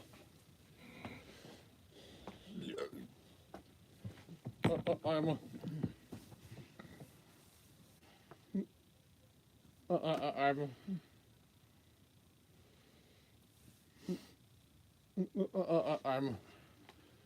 I'm. I mean, yeah, it is just it is just a blob of shit.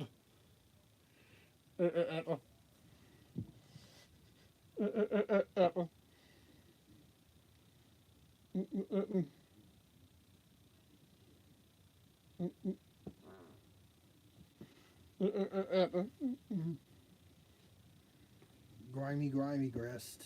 Like Mimey Mist. No, we don't talk about Mimey Mist. I can't believe you. We'll get to it. But I don't have much to say about Muck itself. Muck, the fuck. It's cool.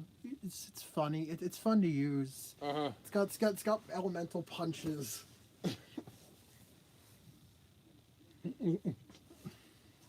This thing's got the shit's got hands. Shit's got hands. Literally. So they're B tier. Yeah. Here, the clam. Clam time.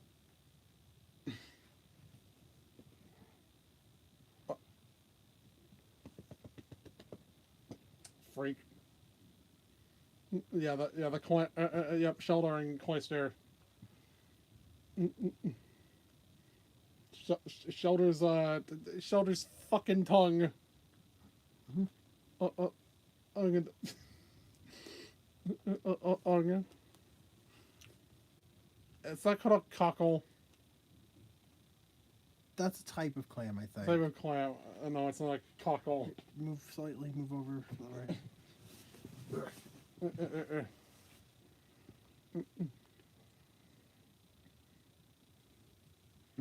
All right. I think Cloyster here is carried by like what it can do. Yeah. Cloyster is a very fun Pokemon in practice. Skill Link is extremely fun. It also gets access to Shell Smash. It gets Shell Smash.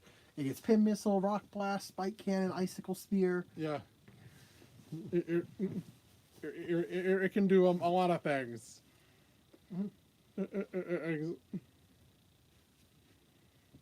And also, it's got monstrous defense. Yes. Like 160 defense. His attack is good enough to support its skill and shenanigans. Mm-hmm. And so, yeah, I think Cloyster gets up here through that alone. Yeah. Otherwise, it's somewhat forgettable, but like, it's definitely not a bad Pokemon design. Yeah, B tier. Next, finally, finally. You said actually say. So they say it's a little more interesting. In the Ghastly line. The original Ghost Pokemon. And the only Ghost concepts that actually made it into the final game.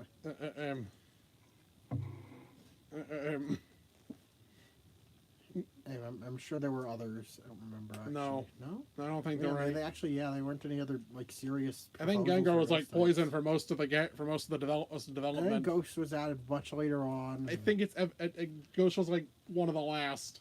Yep. Additions. They had 3 separate designs that they all combine into one line. I think. Yeah. Ghastly and Haunter came last. Yes. As Gengar and Ghastly were some of the first designs. And they were later connected with a Haunter as a bridge between them. And since evolution didn't exist at the time, it's in the early days. Gengar. I think it's Sugimori's favorite design. And because it's simple to draw. Hey, fair enough. This line has like a lot of personality.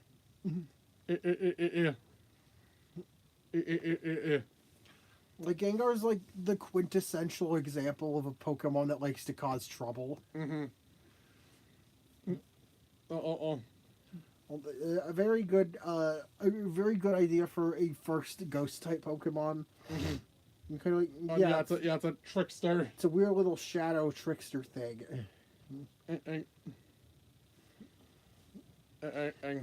Also, canonically murders people. Yes, it does. Epic. It's also the shadow Pokemon. Because it hides in people's shadows. And also a evil Clefable. Yeah, it's silhouette similar to Clefable, which they've sort of just leaned into in recent years. Yeah, like they more like to sort of prepare these two with certain aspects.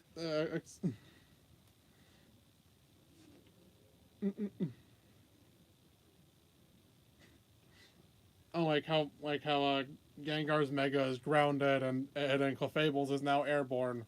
This is a parallel. Also referencing how Gengar no longer has Levitate. Yes. Now we're stuck with Cursed Body.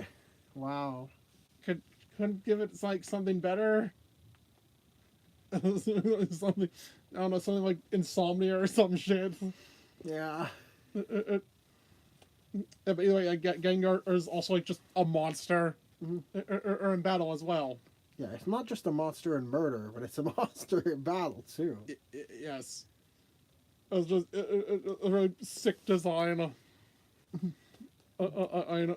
It's just there's not really anything bad to say about Gengar, Yeah, other than that I wish there were more ghost types in Gen 1. But that's not really Gengar's fault. This finally another S tier. Yeah, another. I promise I swear the middle portion was mostly just. We're almost at the hundreds, and like about half of the S tiers are still to come. I promise. We're still a little more concentrated towards the end. Okay, then we move right on to Onyx. C tier. C tier. It's iconic, but it's also, but it's also gained it has a bit of a reputation for sucking absolute ass in Gen 1. Okay, and just in general. Yeah. At least it could evolve later, though. I think Onyx serves its function as a first boss. That is what it was. What its stats were made with. The idea. If they didn't want something like too strong on curb stomp newer players, but they also wanted to teach them, wanted to like encourage them to use special moves. Which is something.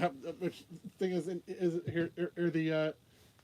Or any of the Kanto starters could reasonably beat Brock. Yeah, even Charmander's or Embers will wear down on Onyx. Will wear through Onyx's paper thin special. Still defense. a bit weird. They decide, hey, how about we give it Metal Claw? Yeah. On Fire Red and Leaf. So they Green. kind of completely defeat the purpose of that on Fire Red Leaf Green. Even then, Ember still does more damage. Because Onyx's defense is just. Because Ember is stab and hits Onyx's much lower or special defense stat. By the way, Onyx has the exact same attack stat as a Pidgey. Yeah, that's become common knowledge at this point. Yeah, Onyx is like, yes, it's iconic for its role, but oh god, it sucks. Looks to actually try to use this as a fully evolved Pokemon in Gen 1. It is dog shit. And especially compared to the other two rock ground. Like genuinely, I think Parasect was better than Onyx in Gen 1. And that's saying something. You could get more out of Parasect. Mm-hmm. just use Golem or Rhydon. Golem and Rhydon are significantly better or as rock ground types. Uh-huh. And Golem and Geodude you get access to before Onyx. Uh-huh. Like, it's outclassed by something with the same typing you get earlier access to. Yes. Yeah, you have that's easier to find, or earlier to find. Okay, moving on is the drowsing line. Mm-hmm. This is they're just funny. They're just funny. You got the Tapir and you got yes, and the fucking mascot, one of the mascots of one of the creepypasta mascots. Yeah, one of the most iconic creepy Pokemon. There was once an incident where I took away a child and hypnotized. You might want to move that. Move it. I don't want to come for you. I don't want And move those waters. to move somewhere else.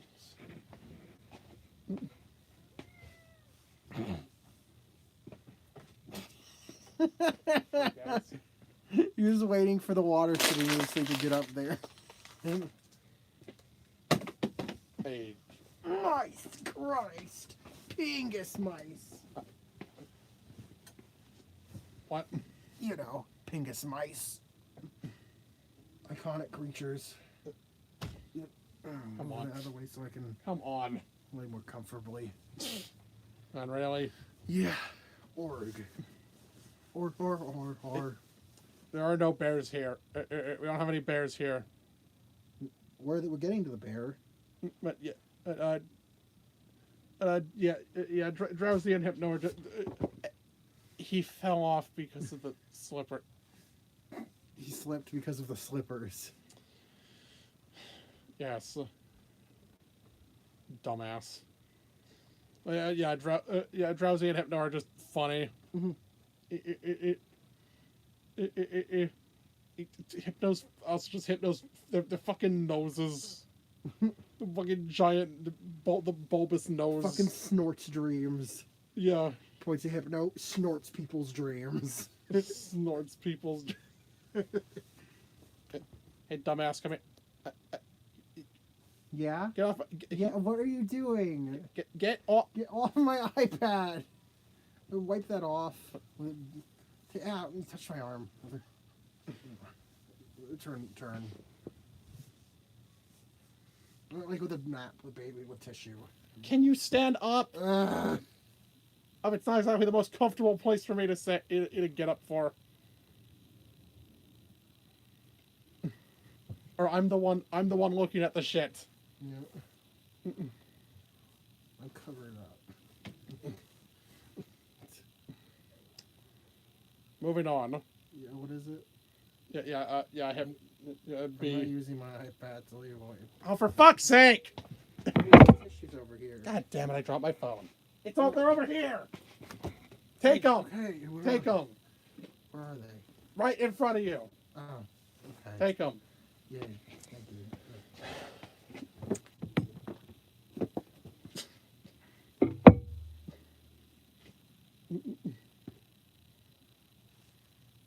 You could have...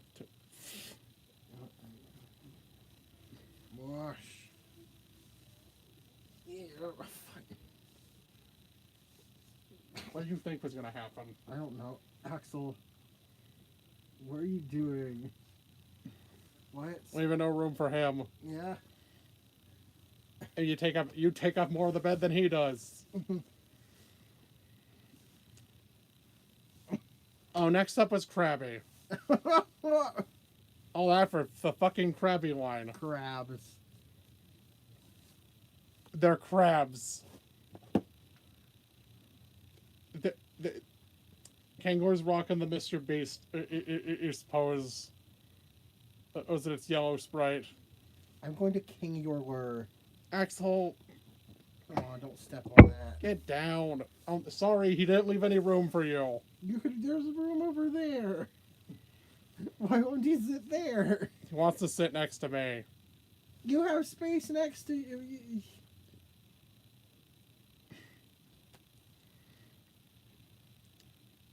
What do you want me to say about? What do you want me to fucking say about Krabby? It's another very plain Pokemon. Yeah, that's another C tier. Here. I at least have more to say about Voltorb.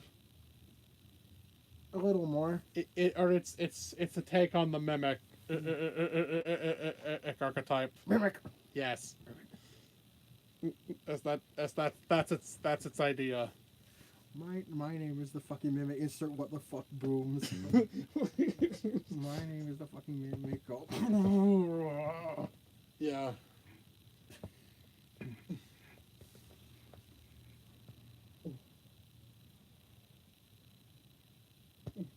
You could probably pull that closer.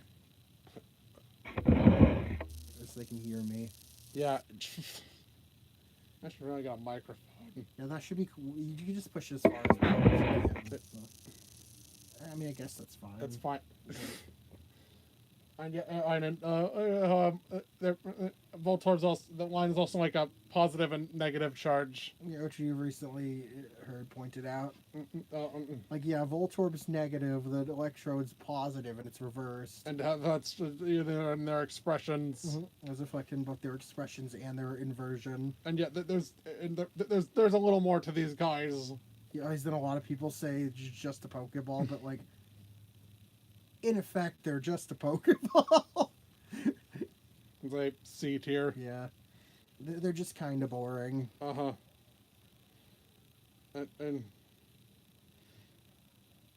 Okay, getting out out of there. They were talking about execute. With the seeds. Yes, the cute eggs that are not eggs. They're actually seeds. Why would the eggs be grass, you dum-dum? That's not how eggs work. You don't grow them on trees. That's how eggplants work. Oh, yeah, execute. It's a pair of seeds, all like their own fucking faces. Oh yes, a pair. This group, like six of them. Half a dozen seeds. One of them's broken. You know, they should make a convergent execute counterpart that are actual legs. I'm like,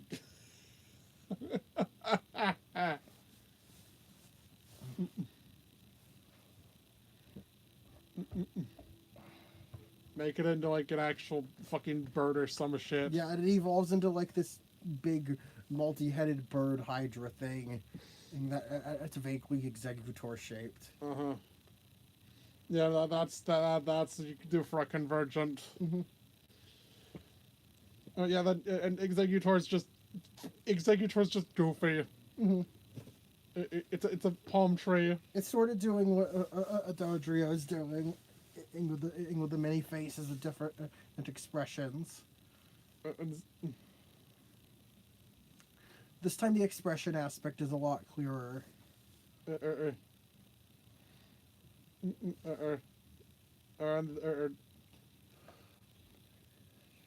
He's just sitting in your bed, Yeah, like behind your mattress. I see.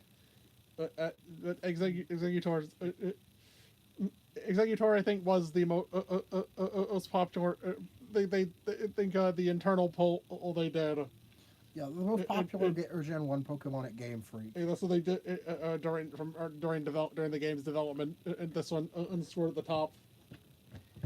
And it's also, I think, it might be. Also, I think I have the title for like the oldest official artwork. Oh, yeah. Or from like 1993. The Sugimori's first Pokemon he drew. Well, that's the first public artwork or public Pokemon art. Oh, wow, that's cool. I was drawn from like a calendar. And also, yeah, one of the older designs. Eins too. The Executor has a bit of an Exegacy. Executor legacy. That's stupid. Yeah, A tier.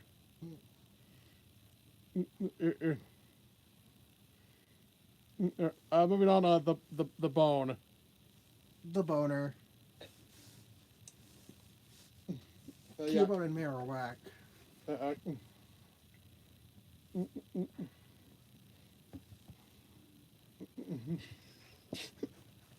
Furnace. The Marowak Furnace. The Marowak Furnace.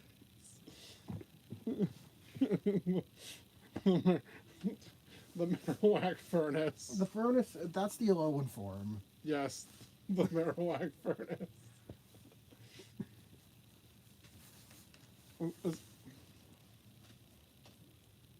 Marowak. Cubone's got that. Cubone has that story that only works in the context of breeding not existing. Yes. And yeah, where's the skull of its dead mother? No, you see, the best course of action would be that whenever you hatch a Cubone, the Marowak used to breed it dies. Yeah, whenever you get an egg. They see now it's more accurate. Oh yeah, it's the thing. Yeah, it's a thing where in the yeah, it's a thing where in a skull mask. Marowak also has a fuck ass item. Yes, the Thick Club. To make it hit harder. It's not like double its attack. Yeah. That's insane. And I think in Gen 2 it would get that number could get insane. Oh, really? With what? Because stats could be maxed. Right. There's no because stats could be max X higher. Oh God. Then use a Swords Dance. And so you're dealing with like fucking 1,000 attack. Or something. Oh God. You could one-shot pretty much anything. Could. Yeah. Emphasis on could. Yeah. That sort of like carries it. I mean, Marowak's a cool idea. Still a very cool Pokemon. Yeah, another B tier. Also home to one of my oldest drawings. Which was Lavender Town. Oh yeah. With Cubone.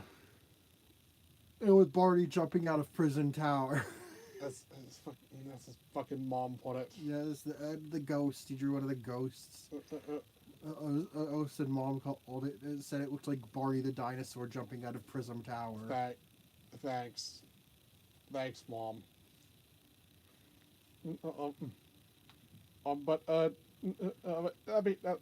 Next up is the a 2-in-1. Not technically related yet. In Gen 1. But the Hitmonchan. Only in Hitmonchan. Only in Hitmonchan. I love how we have Hitting Monster Bruce Lee and Hitting Monster Jacking Chan. Jacking? Jacking! Jacking Chan! Jacking Chan! Jacking Chan! Awesome! Jacking Wow. Chan! Okay, fine. Stop! Jacking Chan. No! Fucking Jacking Chan. Yeah, Hitting Monster Bruce Lee and Hitting Monster Jackie Chan. Yeah. At least that's what. Yeah, that's I know, very creative names. That's what the names were local, because they're based more on actually based on other Japanese martial artists. Yes. If I remember correct, Hitmonlee is Hitmonlee's his entry is lore in the original Dex. Implies that it's like the reincarnation of the person it's based on. Yes. Because he actually died before the games came out.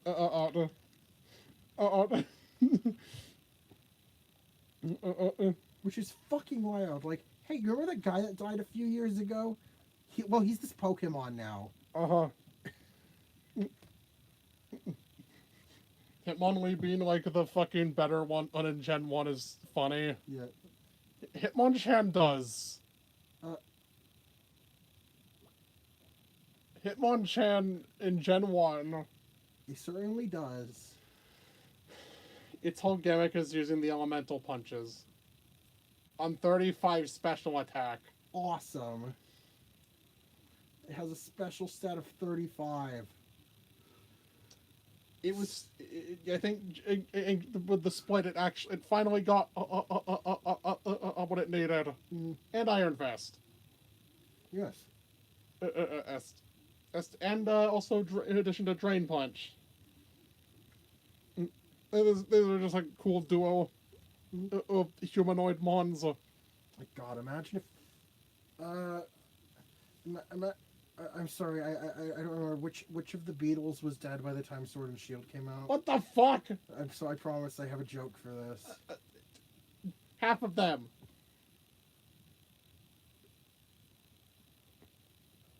John. Was John? John and George.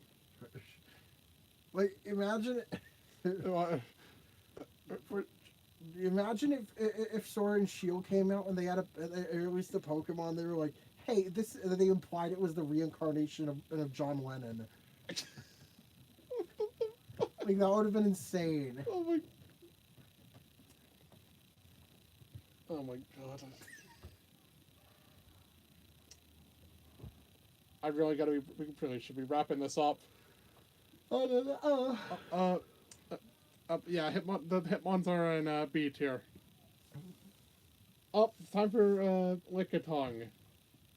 So, you know, we said there was only one Pokemon in D tier? Just gonna say it right now. It's Lickitung. Dislike. It's very it's very it's based on the thing. It's based on the yokai that licks your bathroom. It licks bathroom stalls. And then it licks people and gives them a ton of diseases. Yes.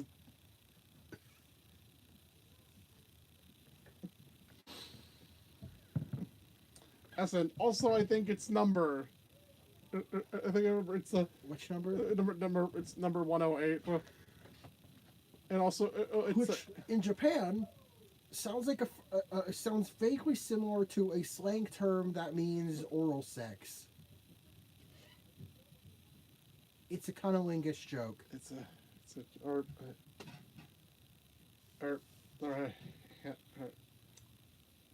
it's an oral sex joke. No, it's an oral sex joke. It's a joke about oral sex. I think there was another tidbit from Knob. Yeah. That's the now that's the thing. No, that's something in they never admit to. Yeah. Here's what he said. He said they never admit to it, but he pointed out this. He pointed that out, but said they never admit to it. The censors are gonna fucking kill me. Yep. Yeah, she's like a tongue. Yeah, moving on. Let's move on from the lung tickler. That's even worse. There's we got the coughing line. Long enough tongue to reach your lungs. Stop. Them. Stop. Yeah, coughing. Coughing. Tumors. Tumors, yes. The tumor Pokemon. Also definitely carried by the anime. Alongside the Atkins line.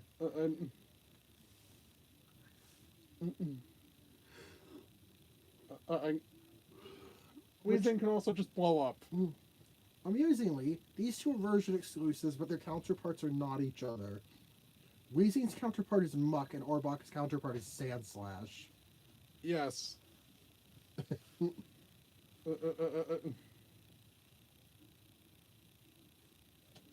Actually, I don't think they are version exclusives. No? No. Oh. No. Grimer and Coughing aren't version exclusives. Are they in Let's Go? I think it might be in Let's Go. Yeah, I think in Let's Go they are. Because, yeah. Let's go. Let's go. Eevee has Sandshrew. Has cough. Ingen Ekans. Well, let's go. Pikachu has Sandshrew and Grimer. Yeah.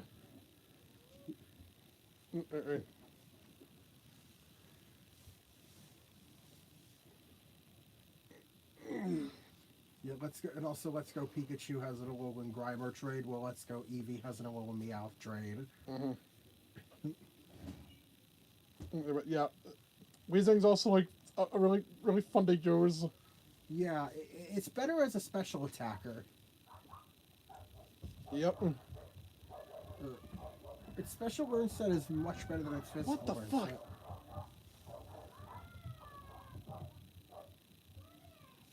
Oh my god. Yeah, sorry about the dogs. But yeah, Weezing is. Weezing's fun to use. It can also just blow up. Yeah. That was really all it was using a special attack for. It can Using its physical attack for. It can explode. Yeah, Weezing's an A tier. Next up is the OG. The Rhyhorn line. The OG of OGs, at least as far as coding is concerned. Yeah. I'm the oldest surviving Pokemon. Design. Rhyhorn and Rhydon.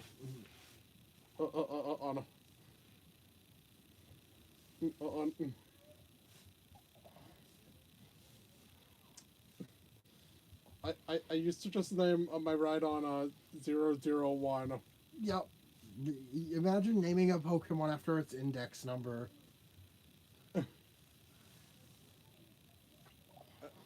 Or since there were no numbers in Gen 1. Ooh. Oi. Oi. Oi. OOI. Yeah.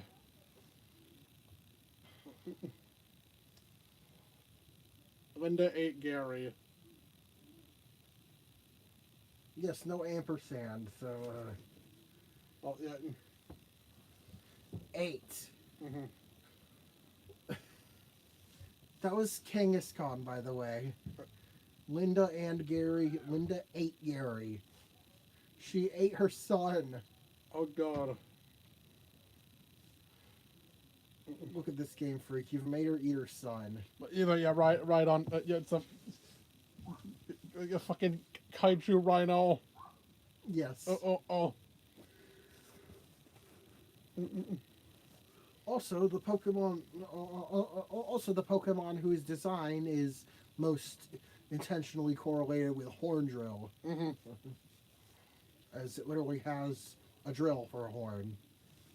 It can learn both horn drill and fissure. I don't think a lot of Pokemon can learn multiple one-hit KO moves. I believe it believe the Nido's could as well. Yeah, that makes sense. Mm-mm. At least Nidoking. I don't remember. Horn drill might have been a Nidoking. Yeah, that was a Nidoking move. thing. Yeah, yeah, it was. Yeah.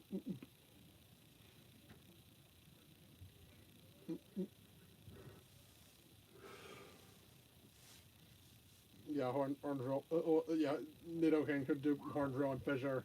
Yeah. But yeah, right on. Yeah.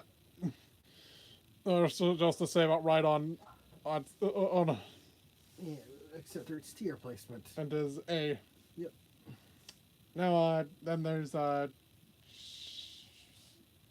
Chansey. Yes. Eh. Now we're getting into a lot of the weird esoteric Pokemon. Yep. And on all of the gimmicky stuff is past is beyond this point. Mm-hmm. Right. Yep. Yep. There's Chansey. The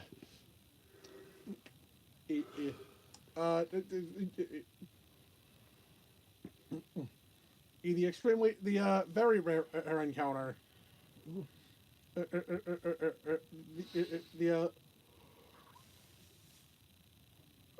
One of the one of the OG low spawn ons.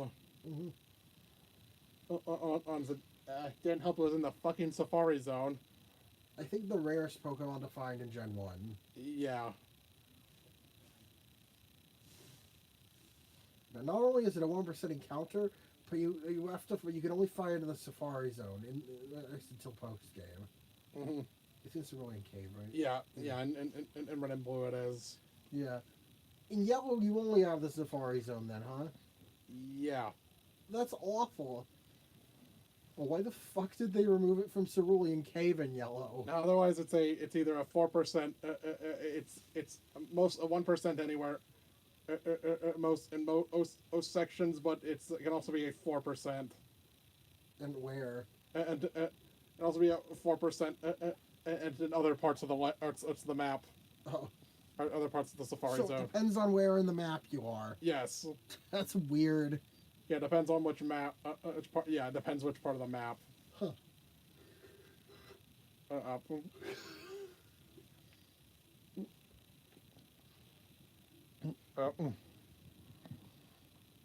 Oh yeah, yeah. Chansey's an iconic mon. Yes. On. I mean, yeah, in the anime, Yeah, it's the Pokemon Center Pokemon. Yeah. She's always got one. Yep. She's also had she's also got at 105 special on Gen 1. Mm-hmm. Indeed. Which meant Chansey was one of the most powerful Pokemon on back in Gen 1. Until Gen 2 neutered it. Yeah, it's part of like the big 3 normals. It was along with Toro and Snorlax. Yep. Both of which we're getting to shortly. Yep. Yeah, Chansey's is a B. Yep. E tier. Next is Tangle. Oh yeah, you exist. Tangela. There's not much to this thing. It's a mass of vines. Pure grass. It's its moveset's pretty much a worse version of Victory Bell's moveset. It turns like nothing. It's Victory Bell if it sucked. It gets absolutely nothing. Mm-hmm. And This spaghetti has no sauce. sauceless spaghetti, just plain spaghetti. Mm-hmm. Just plain ass spaghetti.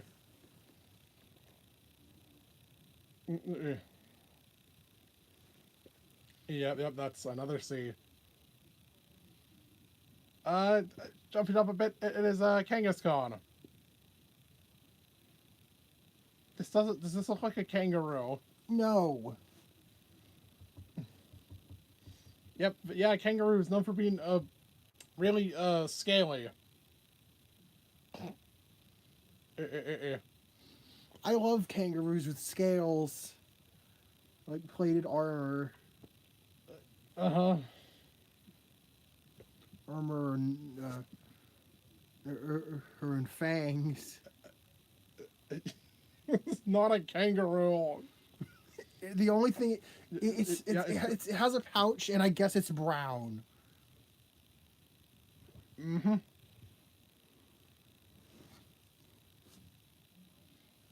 And that's like all the kangaroo, but ignoring the fact that it's very much not what it's based on. And also, surprisingly, they've never done another kangaroo. I would like to see another attempt at a kangaroo that's more kangaroo-like. Yeah, kangos get dug out big kangos. Mm-hmm. On its own. Yes. It's cool. It's cool. Same as a lot of Gen 1 Pokemon. It's cool. Oh, and also like one of the originals. And now we got a pair of forgettable water types. Horsey and Seadra. Yeah, we have the Seadra line. Kangaskhan was B. Kangaskhan's B tier. Next we have the Seadra and Sea King lines. Yeah, I'm just gonna lump these together. They're both unimpressive, boring mono water types.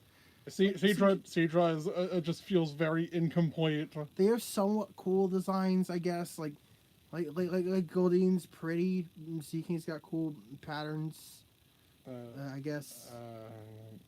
And then you kind of lose any sort of intrigue anywhere else. They're just fish. And Seadra is like, it's got a kind of cool vibe, but like, again, without Kingdra, it feels incomplete. It was very incomplete. So yeah, both of these lines are in C tier. Now, how about a water type that doesn't suck? And how about a water type that actually does have some cool stuff going on? On the Staryu line. Mm-hmm. I know. I know. I know. Yeah, the alien starfish trope. Oh, this guy.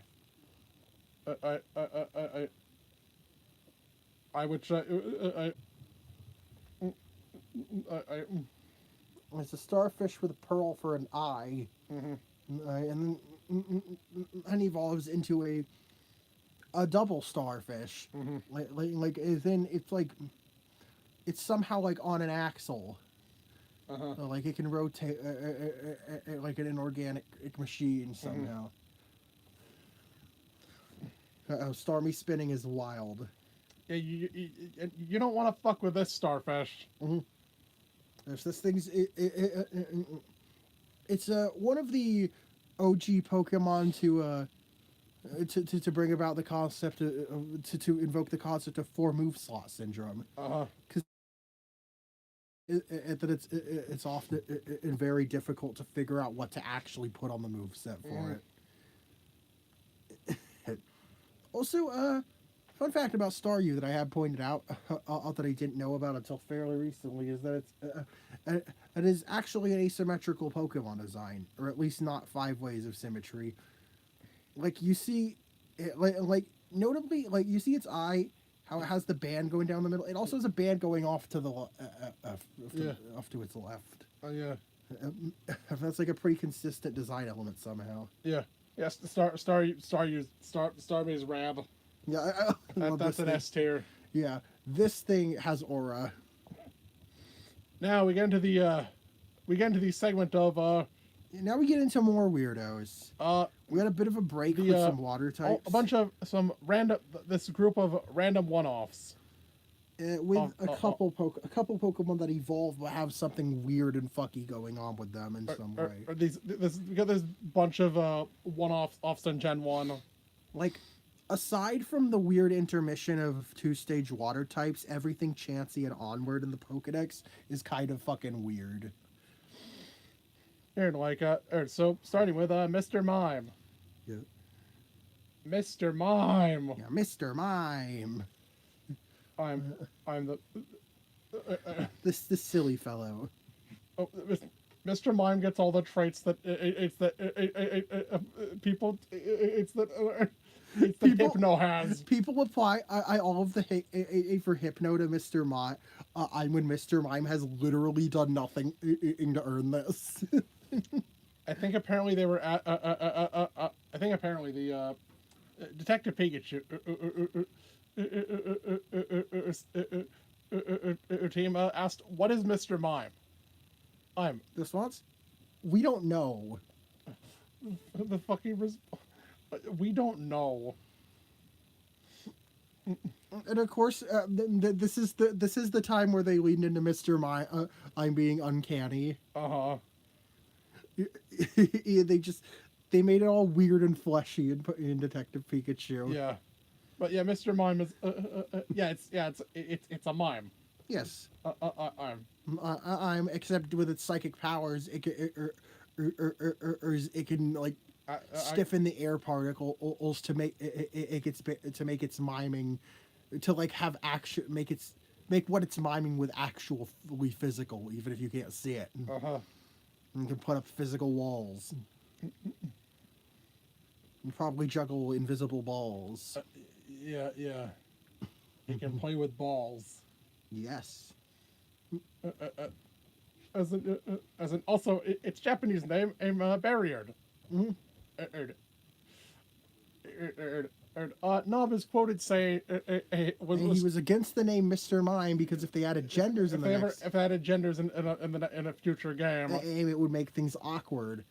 And it did. It did. Because obviously in Japan, they assigned a 50-50 gender ratio because they didn't know that the English localization and named it Mr. Mime. So now we have Mr. Mime. We have female Mr. Mimes. Yes. Could have called it like Master Mime or something. Even just keeping its Japanese name of Barrier would have been fine. Like Barrier is a perfectly serviceable name even in English. Which is just describe what it does. It just sounds like a name. But yeah, Mr. Mime's funny. It's goofy. It's B tier. Yeah. Now we get on to more of the continuing the esoteric. Come on, is Scyther.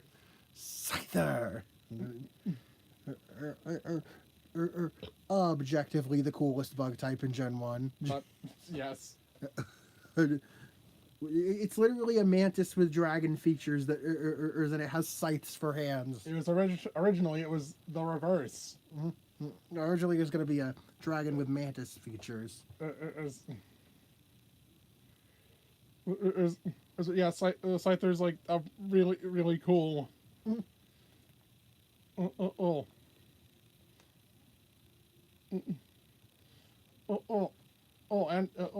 It can tear you to pieces. Awesome. Yeah, that is awesome. Is technician an official ability it gets? Yes, okay, of course. It keeps it when it Scizor. Yes. Yes, I've used like Eviolite Scyther before. Or because the Scyther has the same BST as both Scizor and Cleavor. Or because it's just a reallocation. And for both of its evolutions, which is really fun.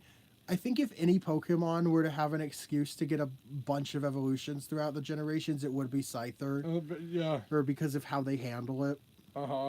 This is fun fact. This is what I thought Archaludon was going to be before or Indigo Disc came out. Unfortunately, it was not. Dear God. But yeah, yeah, I've always liked Scyther. I think both of us prefer Scyther to Scizor. Well, you'll see my thoughts on Scizor. Yeah. Now, the Bird Watcher is. Yes, it's Scyther and Pinsir are separated by like by 3 entry, separated by 4 entries. Mm-hmm. It is. Well, no, there are only 3 in between them. Three in between them, and those are the Bird Watchers, as we call them. Because they're found in the same areas as the legendary birds. Well, in the case of Magmar and Fire Red and Leaf Green, Speaking specifically. Yeah, at least in one iteration of the Kanto region, these guys are found in the same locations as the legendary birds of their corresponding types. Those are Jinx, Electabuzz, and Magmar. Yep. Even in the same order. Uh-huh. Now, the unofficial trio, the unofficial punching trio. Yep.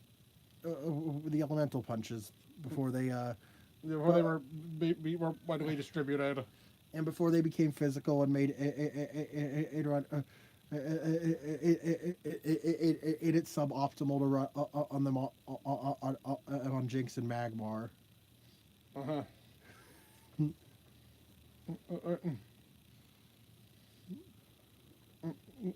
I think even Electabuzz is more special. Really, Electivire? Oh, yeah, Electivire's special. It's physical. Yeah, Electivire's physical.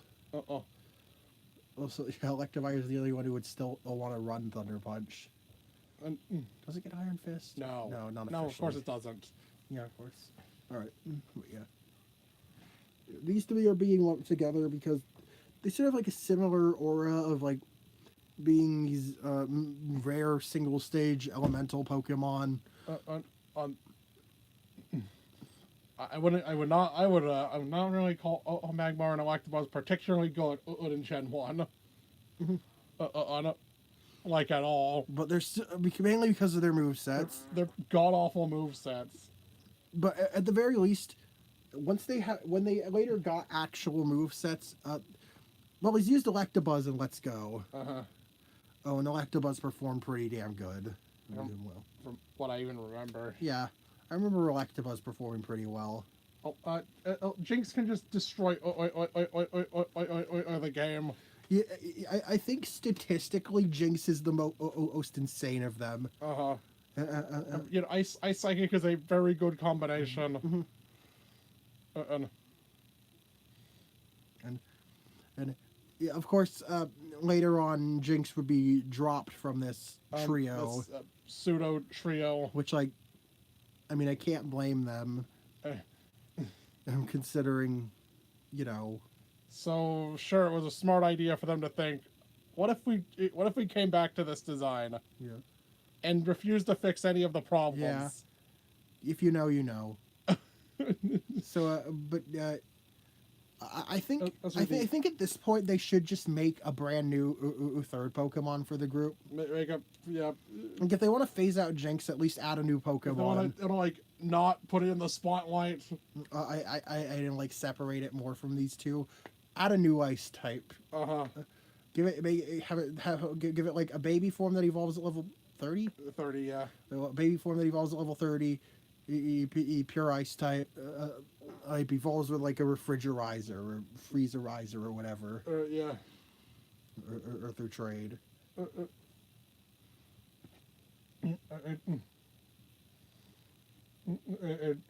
Yeah, if you want to do that, because Jinx was already slotting in for something else. Mm-hmm. It was already hastily filled in someone else's role. And for another scrap Pokemon, but yeah, either way, these 3. Yeah, gonna try to not talk too much about all that now. I made a whole video about that. Yeah, I know. Go watch that video if you want. But no, as for these 3, Mm-hmm. Big into A tier. There's just a lot to them. Mm-hmm.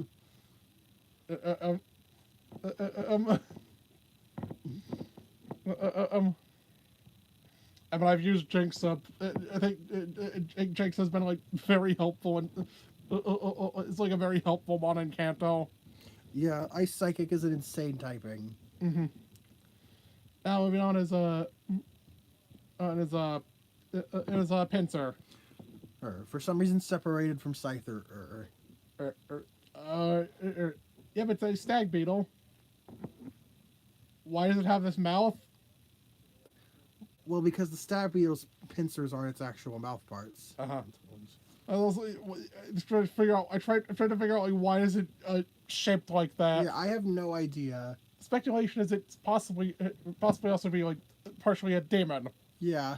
Or the way its horns are, or the way its horns are placed.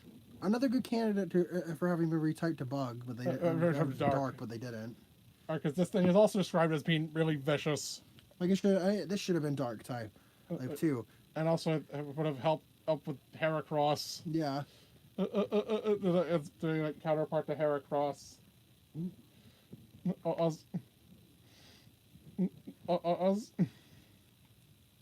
Also, we could have had Bug Dark way earlier. Yeah. Or yeah, Pinsir. It's weird. But it's cool. Yeah, another B tier. You know what's bullshit? Tauros. Tauros. In all seriousness. Yeah, that's one of the big three normals. Mm-hmm. Was in Gen 1.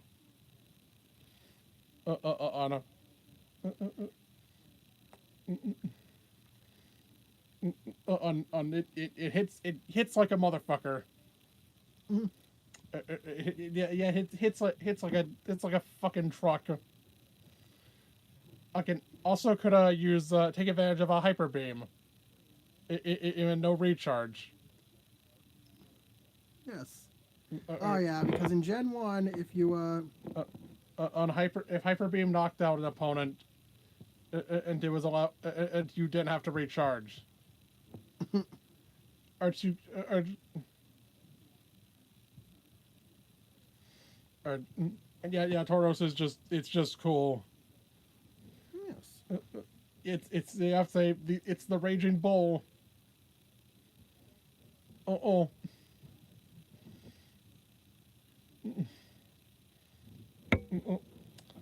Yep, that's another 8 here. And then there's the Magikarp line. And then there's the Magikarp line. I mean, the original, the most iconic example of, Pokemon starts out weak in its first stage, and then you get like a crazy fucking strong creature. And also like it's Magikarp's also another joke. Yeah, it's another joke Pokemon. As in, it only learned Splash in Gen 1. And Tackle. Okay, it level 15. Yeah, I always thought it learned Tackle level 10 for some reason. I don't know where you heard that. I just assumed that because that was halfway to evolution. Nope, it's right before Evolve. Yeah. 5 levels for evolution. Yeah. And also, you can get scammed. And into buying one.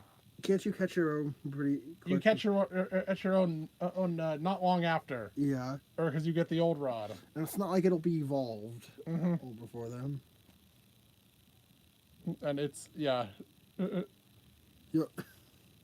Yeah, Gyarados is a fucking windsock.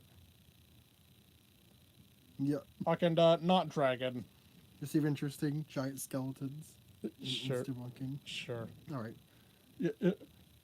All right.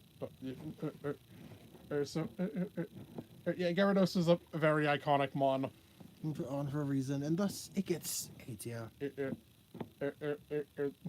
Speaking of iconic water types, Lapras.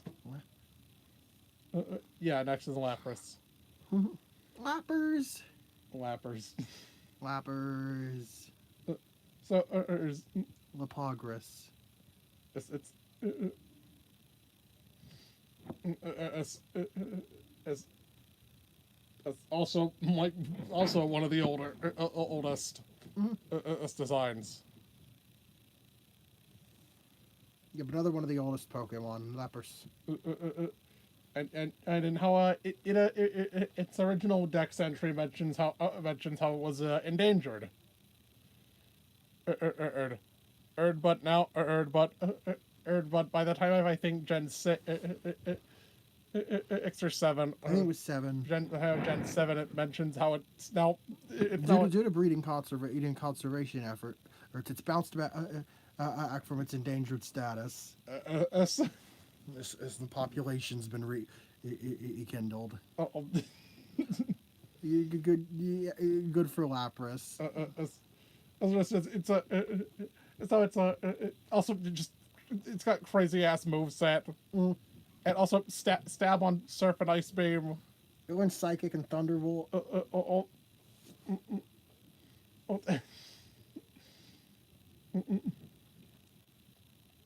It's a really solid mon.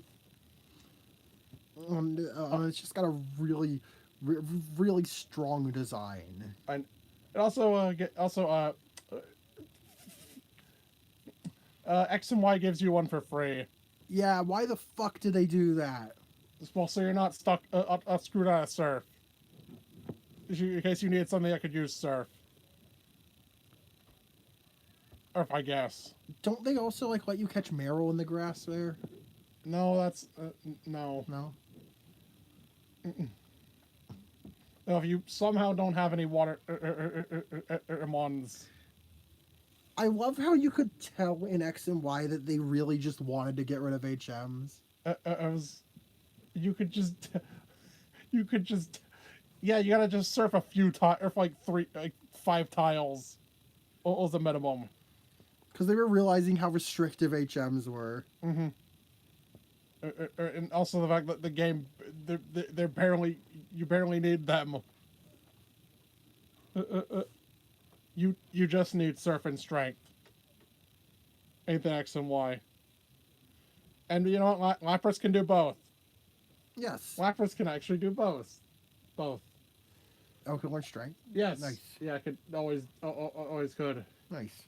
It's also good for HMs. So you get like Lapras and Farfetch'd. Gen 1 on a Eurum covered. Yep.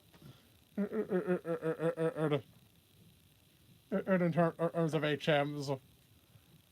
Assuming you know how to navigate in the dark. Yeah.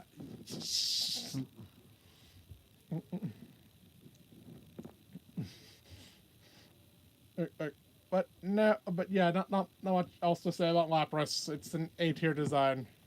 Yeah. A-tier mon. Gleptitto. Gleptitto. Oh.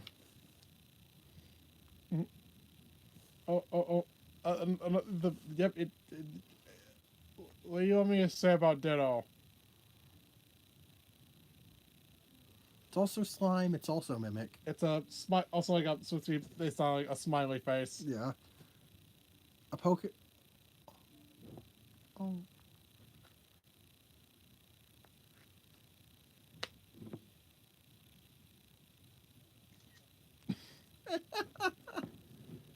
Oh my god, Axel. In the fucking corner of the bed. He's using it as a pillow.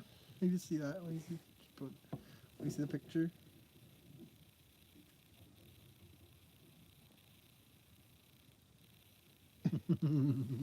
But yeah, delightful. not much to say about Ditto. It's just cool.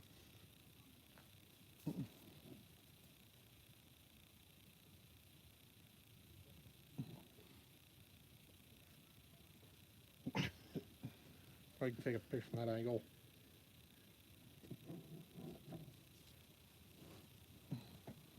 So.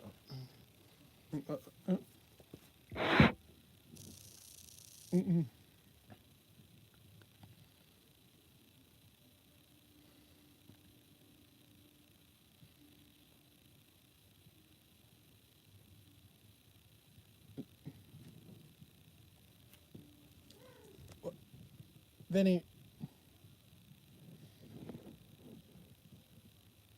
next up is Eevee. Yes. Yeah, Ditto's in B tier. It is BB. BB or tier? Tier B. So yeah, next up is Eevee. Hmm. Another case of a line a bit of a not of the whole lines not being in the same place. Because of course.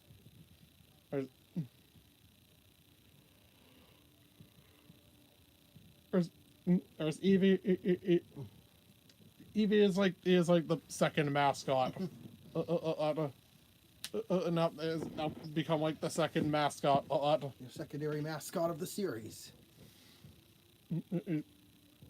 He's like yeah again mass appeal. You'll no clear distinct. It's a combination of a bunch of different animals. It's like something you could have seen. Something it looks like something you might have seen in before. Or but you can't tell exactly what. I think that was the idea. Mm-hmm. Fucking,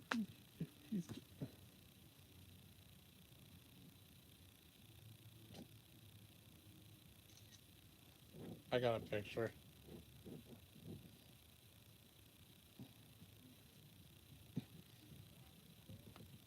You're getting distracted. I know, I'm getting distracted. Eevee's a B tier. Mm-hmm. And the evolutions. And now, hold on, let me. We'll wait till we get to that one. That is the next one. Oh, it's the first, yeah. First up, Vaporeon. Yeah.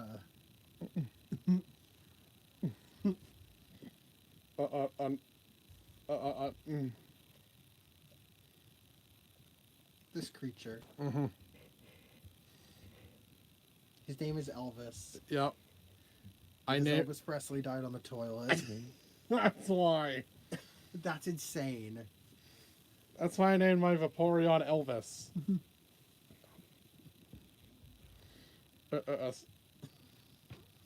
That is deranged.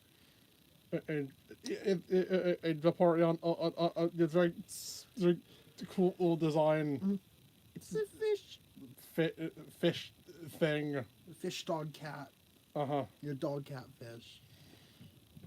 What has the internet done to you? What have they done to you? What the fuck have they done to you? Yeah. You poor thing. Yeah. Catfish dog. What? He jumped. He's jumped. We have a Vaporeon. Yeah, it's just cool. Also, it can like melt its body. Boys be dangling.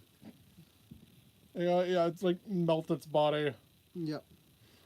It can become the water. Yeah, it is like water molecules. Mm-hmm. I like how it's sort of like a pure incarnation of its element. Mm-hmm. That's pretty cool. Yep. And Vaporeon's an S tier. Yeah. Next one is Jolteon. Yep. It's very spiky and like yep. Yeah, the evolutions like embody the element and yeah, sort of embody their type. And Jolteon is, well, yeah, it's incredibly spiky, and yeah, that's an electric type, all right. Yeah, it's like really like super fast. Sadly, its moveset is it's hold it back a little. I think it struggles with the moveset more than most of the other evolutions. I say most. Most. Because, Glaceon. Yeah, Jolteon's in B. Mm-hmm. Now, and Flareon.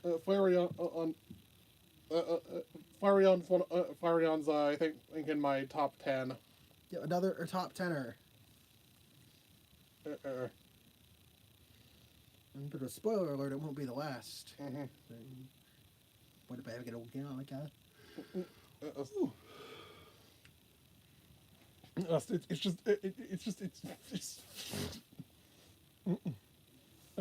Yeah, I've always liked Flareon. This is so fluffy. Mm-hmm. Even if it's a performance in battle, it's less. Unfortunate. Uh, The only reliable physical fire type move out there is Fire Punch, and obviously this thing can't punch. it gets Flare Blitz, Yes. which it didn't get until Gen 6. Does it get Blaze Kick now? No. No, that's the wrong hack thing. Yes.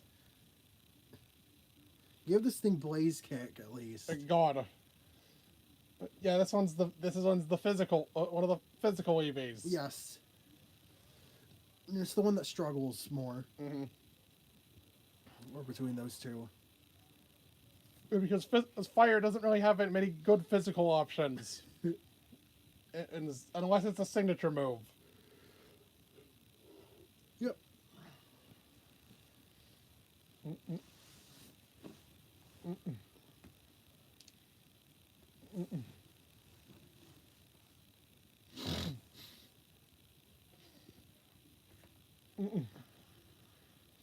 Mm-mm. But yeah, Flareon is Flareon's one of my favorites. Yes, it is a delightful creature. The Flareon copy pasta. Mhm. It's very good for. It's also it's a very therapeutic mon. Yes. Because of its special defense. And so you can vent to it and it'll be unbothered. And also, it's very warm and soft to hug. Yes.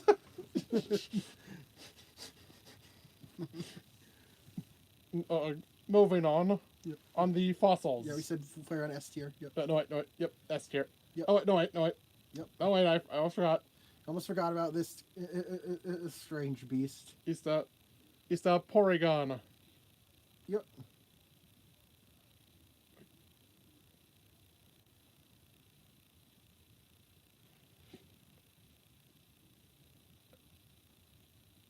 Oh, it's right there. There it is. Right there. Sorry, it's Gen 1 sprite's just really weird.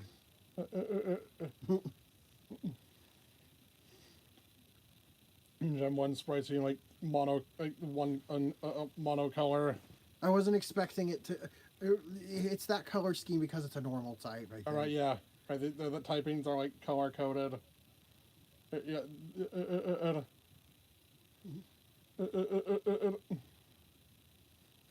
So yeah, its sprite is brown. Not entirely color coded, but like, I guess they always wanted to be pink and blue, and they couldn't do both in one sprite. Really, it'd still have like shading, so they just made it brown, grayish brown. That's what Porygon was also made as a joke. Okay. I think it was based on a conversation that Tajiri had with someone. When he said he was making a Game Boy game, and they laughed and told him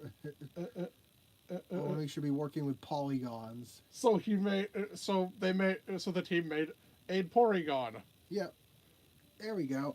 Polygons. Yeah, it's a transliteration of of its Japanese name. Yes. It was just Polygon. Yep. And LNRs and shit. Yep. It's a Pokemon that becomes a lot. It's one of those Pokemon that you respect a lot more when you know its origin. Also the unfortunate victim. Mm-hmm. Porygon did nothing wrong. Porygon got blacklisted from the anime because of this. Just like, Pikachu being the one that caused all the flashing. But yeah, Porygon is also, I think, also to add to the joke.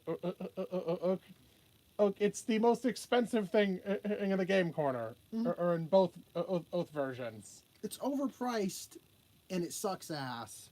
It's 6,500 and 6,500. 6,500 in a blue. 9,999. As much as the coin case can hold. Old and red. I don't know why it's cheaper in blue. I don't know. But still, it sucks. It's absolute ass. You spend all your money on this thing and it's worthless. All it gives you is a deck century. Yes, that's it. And I don't think anyone uses it either. It's just very funny. Thus, B tier. Yes, just the Porygon would be taken a little more seriously. After it gained evolutions. And so, yeah, it's just that funny. It's just another, just yet another joke mon. It's got a fun story. It was made out of despite. It was sort of made as out of spite. It was made out of spite. Now we move on to the fossils. Yes, starting with the Omastar. Yes, yep. As the fucking mollusk. Mm-hmm. It's the helix.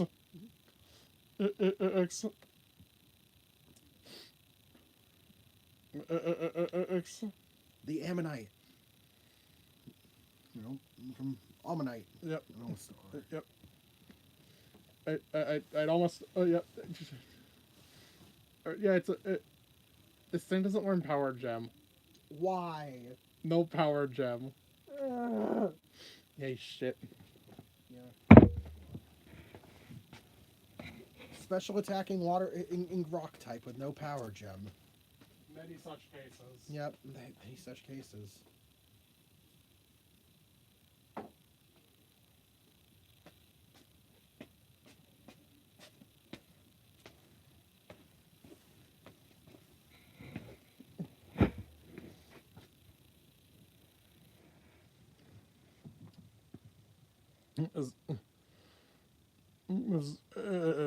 But yeah, almost starts are as cool. Also, definitely carried here by a Touch Plays Pokemon. Mm-hmm. On Helix. I was definitely it's an 8 here. Mm-hmm. Yeah, it's very fun. Also, I like its Gen 1 sprite. In the earlier gens, it was always like posing. It's fucking bust a move.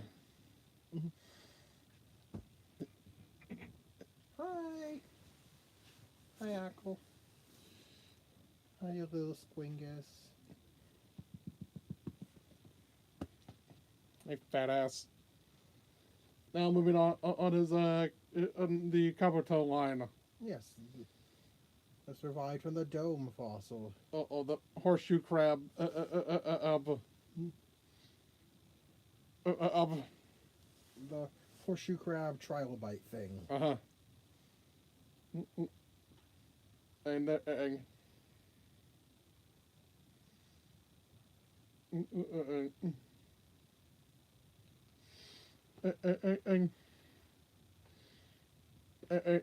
Kabuto says it has fucking scythe hands. Yes. And No, which often leads to the whole Scyther theory. Being an ancestor or a scyther. Yeah.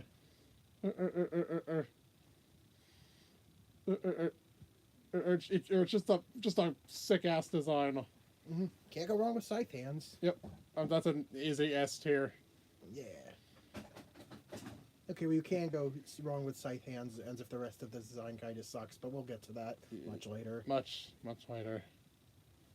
But okay, we're almost done. Next is the third fossil. Oh, Aerodactyl. Yes, Gen 1 is the only generation to have 3 fossil Pokemon. What? Yeah. Well, then I was gonna say that there's also the one gen with 4. Well, yeah, but that's not 3. I know. Yeah, Aerodactyl. It is a pterodactyl. If you want to get technical, it's the only generation to have 5 fossil Pokemon instead of 4. Yeah, it's Neurodegaday or attack. It's just really cool. It's simple, but it's cool. It's just a pterodactyl thing. and like the pointed tail. Mhm. Ew. Utterly ass move set at a Gen 1. This thing took a while to get actual moves. Mm-hmm.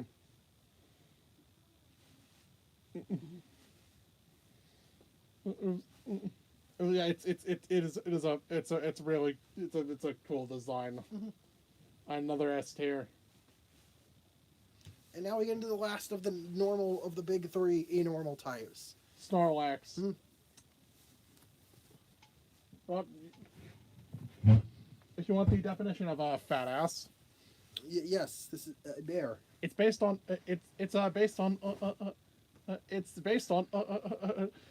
it's actually just based on one of the devs. Yes. Devs Koji Inishino. Oh. It's I guess kind of a bear.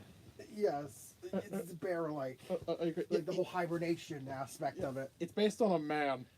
Yes. It's more actually just based on a man. Man-bear-mon. Yes, man bear mon.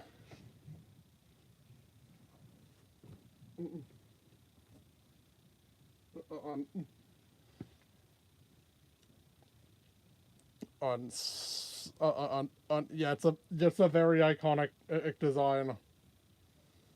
And yep, it eats a lot, then sleeps. Oops.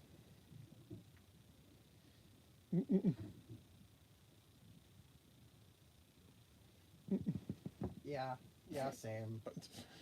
I get it, Snorlax.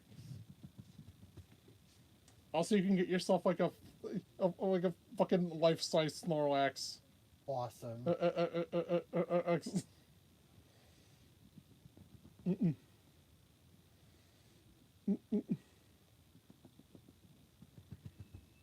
Yeah, Snorlax is another S tier.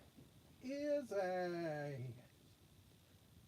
And then there's the Dratini line. That's not next. What? Oh wait, yeah. Remember? Oh right. The birds. Yeah, the legendary birds come first. Now these are all in very different places. As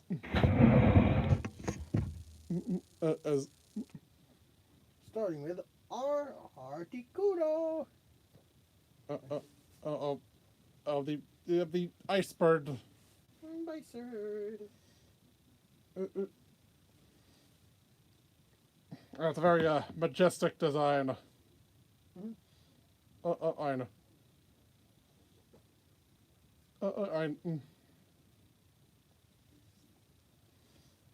And I like the chest fur.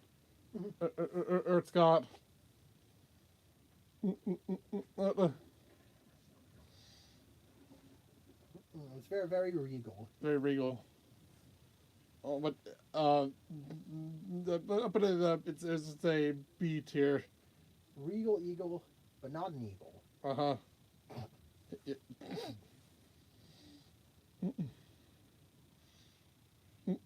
It's ice flying. It's terrible. Ice flying is a fucking awful type.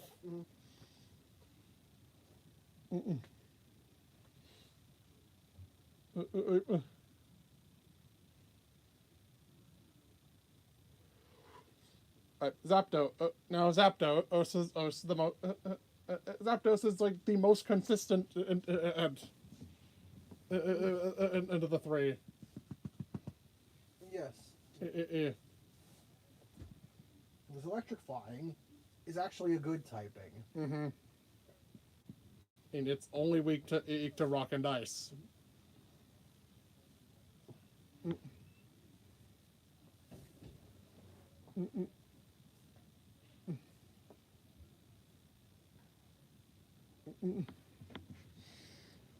Ice now, ice.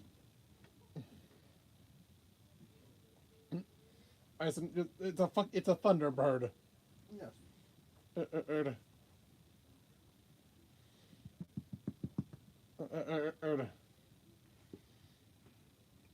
And yeah, that's cool. fun, more of that shape language going on with types. It's like Jolteon. These things are very spiky. Yep, that's an A tier. Mhm. Now on Moltres. The thing that didn't even get to have its own dungeon, and that because it lost its original dungeon. Because Cerulean Cave was supposed to be the dungeon, and you found it. Yes. But then things changed, and they changed, and they made that Mewtwo's domain. Yeah.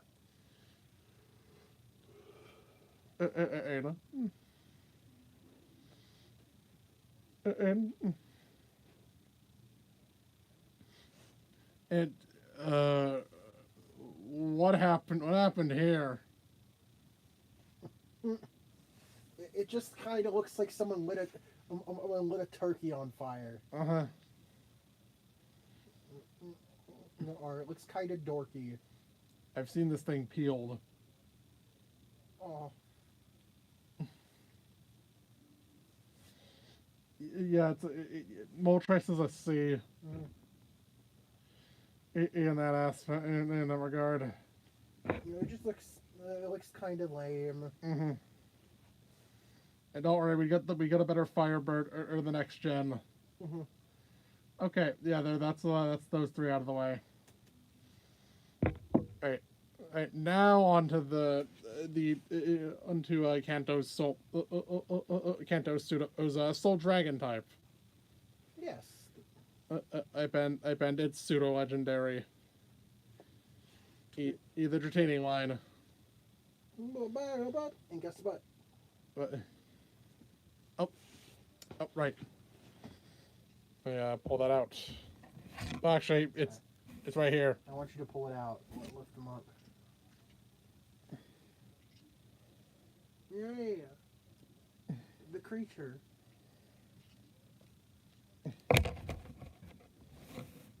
Dragonite. The Dragon Eater.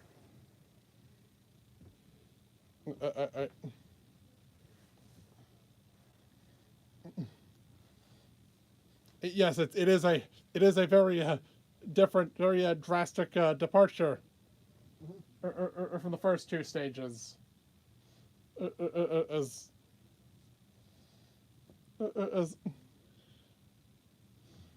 As I can't hate this thing. Yeah. I can't hate Dragonite. So goofy.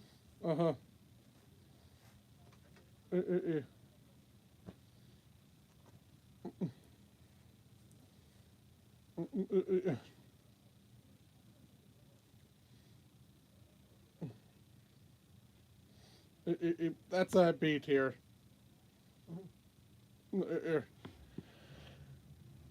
Now on to the final two.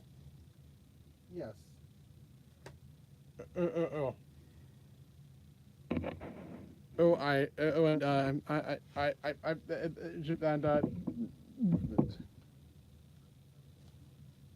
on to the final two here.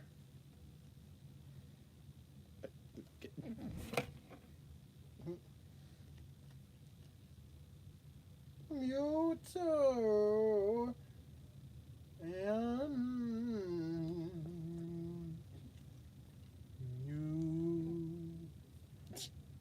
Wrong guess. the Mew duo.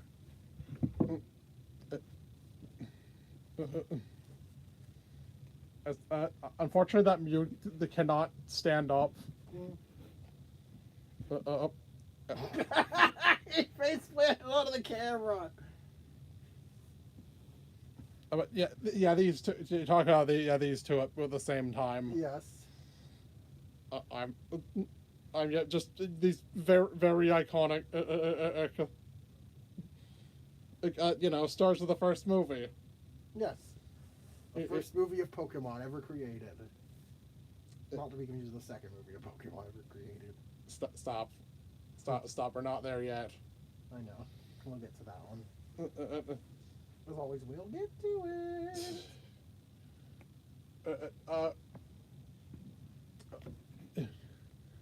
I'm not really sure what I have to say about these guys. Is is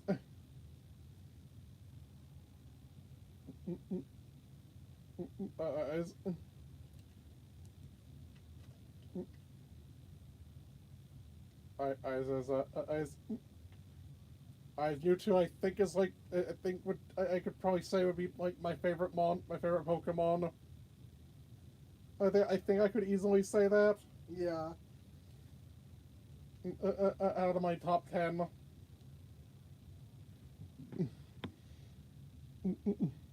And for like a lot of reasons. And so like being like the legendary. Legendary. It was like an actual story. Having like an actual story in game. And just its freak ass design. I mean, to be insanely strong. Yeah, to be having like a wide variety of moves. It was just a lot about it.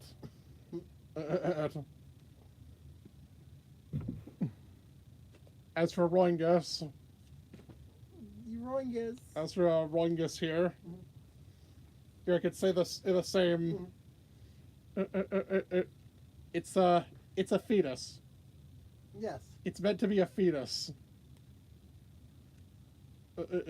As shown by the original sprite, the red and green sprite. It's a weird alien fetus. As in, this thing is pretty much responsible for skyrocketing in the series into what it is. As the story goes. It was rumors about the thing that was slipped in near the end of development, and by Morimoto. It was an Easter egg. Egg with very little cart space left. Yes.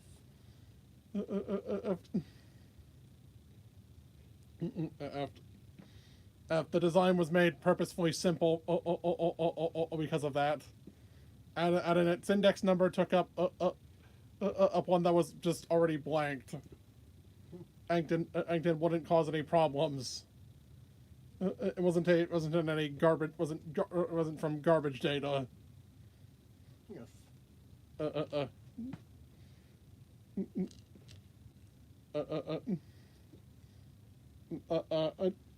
So yeah, you have a lot to thank for this thing. A lot to thank this thing for. Also, I've used this thing on my Gen 1 teams. It was because of that. It was because of its versatility. Yep. You know, the fact that I usually also have like Alakazam or something too. Ignore that. Since you can do anything. Literally. And it can learn every move. Every TM. It can learn every TM. The new species is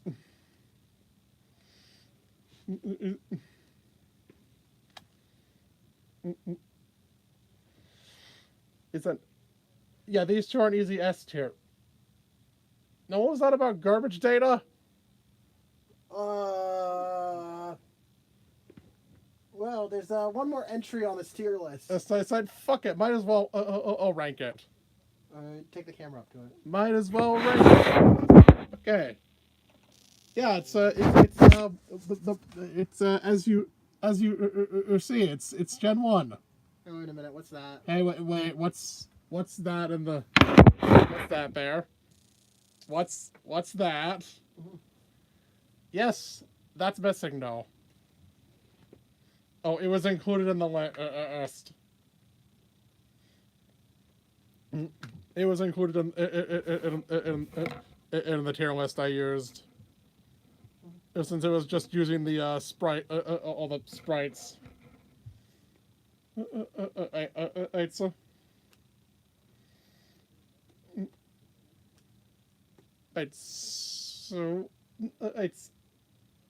So said, you know what? Might as well put it here. Let me. Missing knows a bonus entry. The official, unofficial, and official, unofficial Pokemon. On made up of fucking garbage data, from index number, or from invalid index numbers. I'm sure I don't have to explain what this is or how you get it. Yes. We all know. Missing nose, like in the fucking... One of the most famous video game glitches.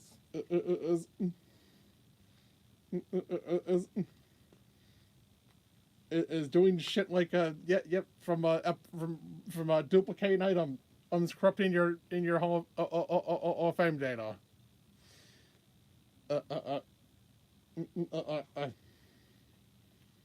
Your Hall of Game Fata. As he said. Yeah, it's like the Hall of Game Fata. Yeah, missing no goes in S tier. For its status. For its legendary status. This is a glitch. It probably shouldn't be here. But it is. But yeah, it just happened to be here.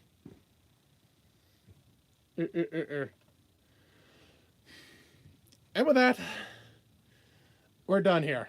Yes. We're done here. Oh my god, it's almost 11. Yeah, I knew this would take a while. Hopefully I got less to say as we go on. But as mentioned, and we have and about the schedule.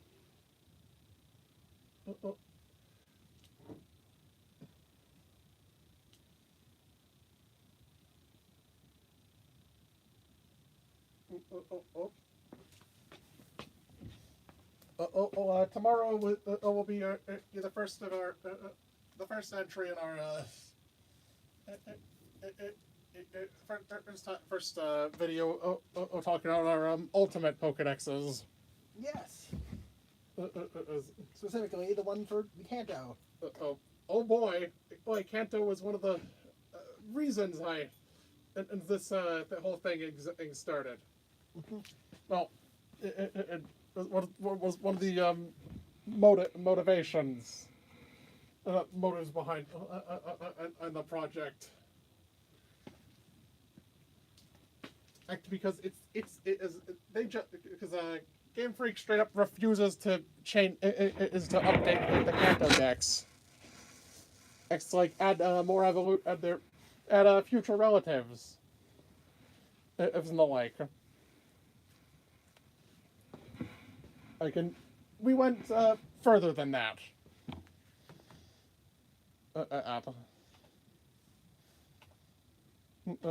We wanted to go further than that. But we'll see that for tomorrow. Anyways, I'm Nozarin. And I'm Amory. And bonjour, my wonderful viewers. See you in the next video. Yeet!